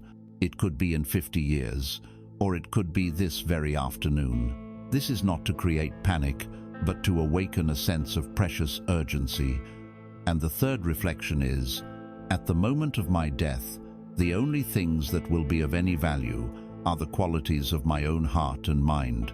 In that final moment, our wealth, our reputation, our accomplishments, and our possessions will all become irrelevant. All that we will have is the karma we have created, the quality of consciousness we have cultivated. This simple, quiet contemplation, practiced regularly, has the power to radically transform our lives. When you live with an awareness of your own mortality, you stop wasting time. The urgency of your limited existence becomes a powerful motivator to live fully and authentically. You are less likely to get caught up in petty arguments, to hold on to old grudges, or to postpone your dreams. Why waste a single precious day on resentment or fear? You begin to live with purpose, clarifying what truly matters to you and letting go of the non-essential. It is the ultimate cure for procrastination. We stop saying someday. We forgive now. We love now. we express our gratitude now. Furthermore, an awareness of death is the single greatest catalyst for gratitude. When you know that every moment is fleeting and unrepeatable, every moment becomes infinitely precious. The taste of your morning coffee, the warmth of the sun on your skin, the sound of a loved one's laughter, these simple experiences, so often taken for granted, are revealed to be extraordinary gifts. You stop sleepwalking through your life, and you begin to truly inhabit it, savoring its beauty with a poignant and heartfelt appreciation. But why are we so afraid? What is the root of this deep terror of our own non-existence? If we look deeply, we see that the fear of death is the ultimate fear of the ego. It is the separate, solid I that is terrified of being annihilated. It is the end of the story of me. But what if this I, this separate self, is an illusion we have been holding on to all along? Through our practice, we have investigated this self and found it to be an ever-changing process of thoughts, feelings, and sensations, a temporary wave on the ocean of being. If we can learn to identify not with the fragile, fleeting wave, but with the vast, eternal ocean itself, then what is there to fear? The wave dissolves, yes, but the water is not lost. It simply returns to its source. The fear of death is directly proportional to our clinging to the ego. As our identification with the separate self softens, so too does our terror of its end. There is a story of a great Zen master who was lying on his deathbed. His many students and monks had gathered around him, their hearts heavy with sorrow. Many were weeping, unable to bear the thought of losing their beloved teacher. The master, who was perfectly calm and lucid, opened his eyes and looked around at their sad faces. His voice was weak, but his mind was clear as a bell. "Friends," he said gently, "why are you crying? There is no need to be sad. Everything is perfectly fine." He gestured feebly toward the window. "Look outside. The autumn leaves are falling from the branches of the great tree. It is their time. It is the law of nature. My time has also come to fall. It is just the same. It is natural. There is nothing to be upset about." This master's mind was so completely aligned with the truth of impermanence and no self that he did not experience his own death as a personal tragedy. He saw it as a natural, impersonal event, as normal and necessary as a leaf falling from a tree in autumn. His profound peace came from his complete and total acceptance of reality as it is. He was not afraid, because there was no separate self left to be afraid. He had already let go. From this perspective, death is not a final annihilation, but a great transformation. In the universe, no energy is ever truly lost. It only changes form. A log burns and becomes heat and light and smoke. A flower dies and becomes soil, which nourishes new life. So it is with consciousness. The patterns of our mind, the karmic energies we have generated through our thoughts, words, and actions in this life, do not simply vanish. They propel consciousness onward, conditioning the nature of what is to come. This understanding is not meant to be a dogmatic belief, but an invitation to live with skill and kindness, for our present actions are the seeds we are planting for all our future springs. Ultimately, the entire purpose of contemplating death is to awaken us fully to our lives. It is a practice that brings us back, again and again, to the preciousness and potential of this very moment. Having journeyed now through the deepest and most challenging territories of the human condition, from the subtle dissatisfaction of our daily lives to the great mysteries of loss, aging, and mortality, we have gathered the essential tools for our path. We have found the wisdom of silence. The question that remains is a practical one. How do we weave all of these threads together? How do we build a resilient, sustainable inner practice that allows this wisdom to permeate every corner of our lives, creating a true home, a sanctuary of peace to which we can always return? Having journeyed to the deepest, most challenging territories of the human heart, facing suffering, loss, and our own mortality, we return now to the practical and essential question of how. We have gathered the tools, the maps, and the insights. But how do we weave them together into a resilient and living practice? How do we move from understanding these ideas to embodying them in our daily lives? The answer lies in consciously and patiently building a home within ourselves, a sanctuary of silence and wisdom to which we can always return, no matter how fierce the outer storms may be. Think of your life and your practice as the process of building a house. Your fundamental nature, the clear, open awareness we have spoken of, is the plot of land. It is already yours, beautiful and full of potential. The spiritual path is the dedicated, long-term work of constructing a sturdy and beautiful home on this land. This is not a task for a single weekend. It requires a blueprint, quality materials, and consistent daily labor. The foundation of this inner home is your intention and your understanding.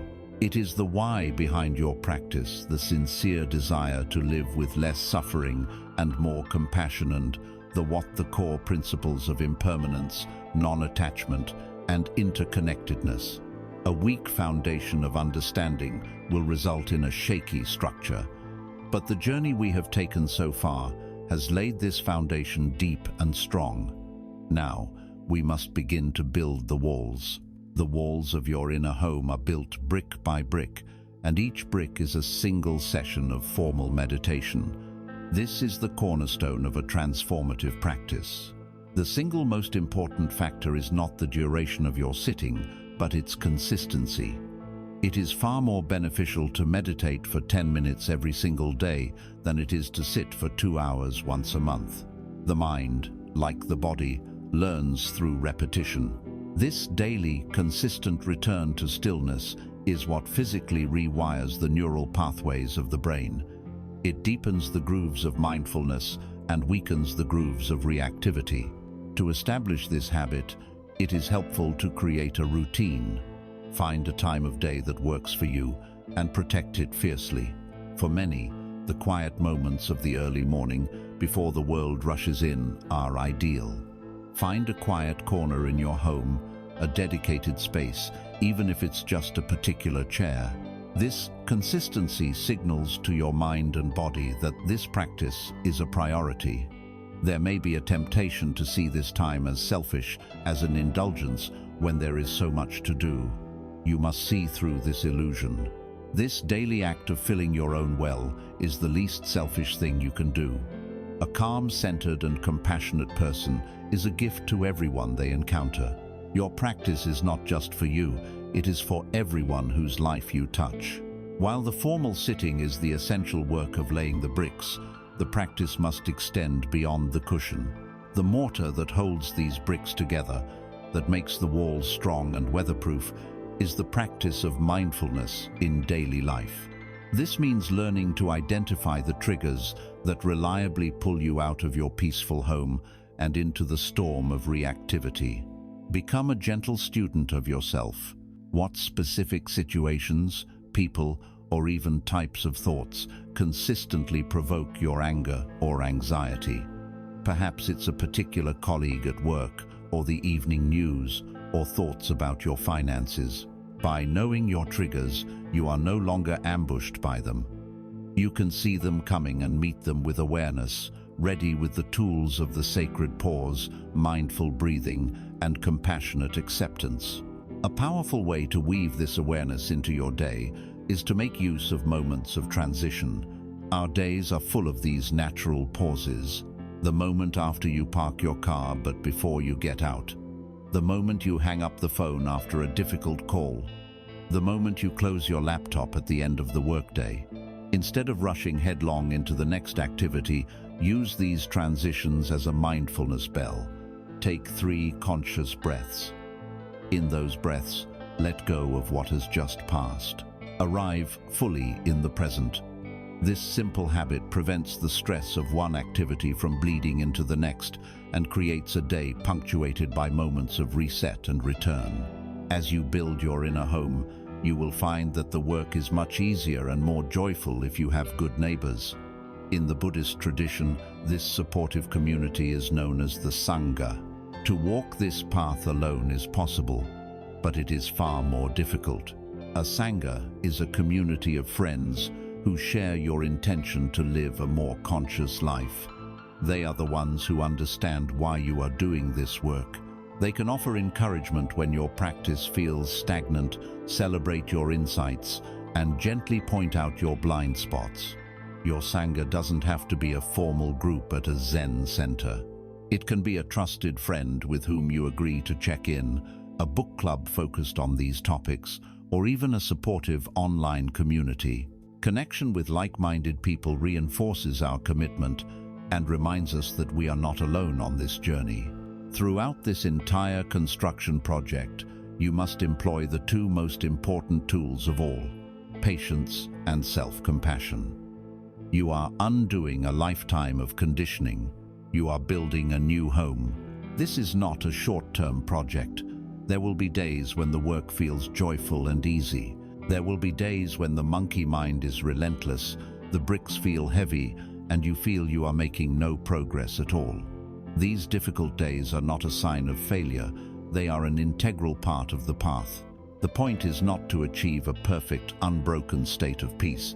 The point is to keep showing up, to keep returning, to keep patiently laying one more brick. Spiritual practice is the ultimate antidote to the poison of perfectionism. Every time you notice that you have been lost in thought, or that you have reacted with anger, or that you have judged yourself harshly, you have been given a precious opportunity. It is the opportunity to practice the most fundamental skill of all: forgiving yourself and beginning again. This gentle, compassionate beginning again, moment after moment, is the heartbeat of the path. It is the warm and loving climate in which your inner home is built. So, you lay the foundation of understanding. You lay the bricks of daily meditation. You apply the mortar of everyday mindfulness. You find the support of a good neighborhood in your community. And you do it all in the gentle climate of patience and self-compassion. Slowly, steadily, your inner sanctuary takes shape. It becomes a place of refuge, a source of deep and abiding peace. But this home is not a fortress in which to hide from the world. It is not a retreat from the challenges of life. It is a base of operations, a place of stable strength from which you can engage with the world more fully and effectively. The final step of our journey is to learn how to open the doors and windows of this inner home, allowing its silence, its clarity, and its compassion to flow outward into a life of wise and loving action. A common misconception in the modern world is that inner peace leads to passivity. There is a fear that if we become too calm, too accepting, we will lose our edge, our drive, our ability to function effectively in a competitive society. We imagine the serene person as someone who simply lets things happen to them, a leaf tossed about by the wind, detached and unresponsive. But this is a profound misunderstanding of the nature of true peace. Inner stillness is not a retreat from life. It is the ultimate preparation for engaging with it. True silence is not inaction. It is the source of the most potent, intelligent, and compassionate action. It is silence in action. From a state of inner turmoil, reactivity, and mental noise, our actions are almost always distorted. We act from fear, so we become defensive or aggressive. We act from anger, so we seek to punish or dominate. We act from insecurity, so we boast or overcompensate. These actions, born of a troubled mind, rarely solve problems. More often, they escalate them, creating new layers of conflict and suffering for ourselves and for others. It is like trying to navigate a treacherous path in the middle of a blinding storm. You can barely see a foot in front of you, and every step is a gamble. But when the mind becomes still, the storm subsides. The waters of consciousness, once muddy and turbulent, begin to settle. As the sediment of reactive thought and emotion drifts to the bottom, the water becomes clear, and in this clarity, we can finally see. We see the situation as it truly is, not as our fears or resentments paint it to be. From this place of deep seeing, we gain an intuitive knowing of what is required. We see clearly the path that leads toward healing and resolution, and the path that leads toward more confusion. The right action becomes obvious, not as a product of anxious calculation, but as a simple, direct response to reality. Sometimes the right action is to speak, and sometimes it is to remain silent. Sometimes it is to advance, and sometimes it is to wait. This wisdom is not born from frantic thought, but from a deep, unshakable inner quiet. The actions that arise from this quiet mind have a different quality. They are not reactive, they are responsive. They are not fueled by the ego's need to be right, but by a compassionate understanding of the whole situation. This is true power. Imagine a tense meeting at work, filled with anxiety and competing egos. The person who shouts the loudest is not the most powerful. The most powerful person in the room is often the one who is the most calm. They listen, they observe. They do not get swept up in the emotional currents. And when they do speak, their words carry weight, precision, and a sense of authority that has nothing to do with aggression. Their stillness itself is a form of action. It creates a space for others to become less reactive. The calm presence of one person can de-escalate an entire room, creating an atmosphere where real solutions can be found. In this way, your inner peace is not just for you. It is a gift you bring into every interaction, every relationship, every challenge. You become a stabilizing force, an island of sanity in a sea of chaos. In Mahayana Buddhism, there is a powerful and beautiful symbol for this principle, the Bodhisattva of compassion, known as Avalokiteshvara, or Kwan Theum. This being is often depicted with 1,000 hands and 1,000 eyes. This is not a literal description, but a profound metaphor for the nature of enlightened action. The 1,000 eyes do not merely see the surface of the world. They represent the deep, penetrating wisdom, the profound clarity that comes from a completely silent and awakened mind. These eyes see the true nature of suffering, its causes, and its cessation in every corner of existence. They see with perfect, unbiased clarity, and what arises from this seeing, the 1,000 hands. Each hand is an expression of compassion in action. Because the Bodhisattva sees with such perfect clarity, the response is perfectly tailored to the need. One hand may hold a balm to soothe a wound. Another may hold a sword to cut through delusion. A third may simply be open, in a gesture of offering and acceptance. The hands represent skillful means, the ability to do exactly what is needed in any given situation, without hesitation and without error. This is the model of silence in action. The seeing and the doing are one. The wisdom and the compassion are inseparable. The eyes of silent, profound insight guide the hands of effective, compassionate engagement with the world. This image teaches us that the deeper our inner peace and clarity, the greater our capacity to help, to heal, and to serve in a way that is truly beneficial. Our silence becomes the wellspring from which all our most meaningful actions flow. And so our journey through the intricate landscape of the mind comes to a quiet resting place. We began by acknowledging the pervasive noise of modern life, the relentless internal chatter that so often dictates our existence. We looked unflinchingly at the anxiety and exhaustion this creates. From there, we began to explore a different way. We discovered the simple, profound anchor of the breath and the practice of mindfulness that brings us back, again and again, to the sanctuary of the present moment. We learned the gentle power of letting go, of releasing our grip on the thoughts and feelings that cause us to suffer. We nurtured the seed of compassion for our own struggling selves and for others. It is crucial to remember that this is not a one-time fix, but a lifelong journey of cultivation. It is a path we walk not to arrive at some perfect final destination, but for the sake of the walk itself. The core message, the essential truth that this path reveals, is that the peace you have been seeking is not in some other place or some other time. It is not in a future where all your problems are solved. It is already here, and it is available to you now.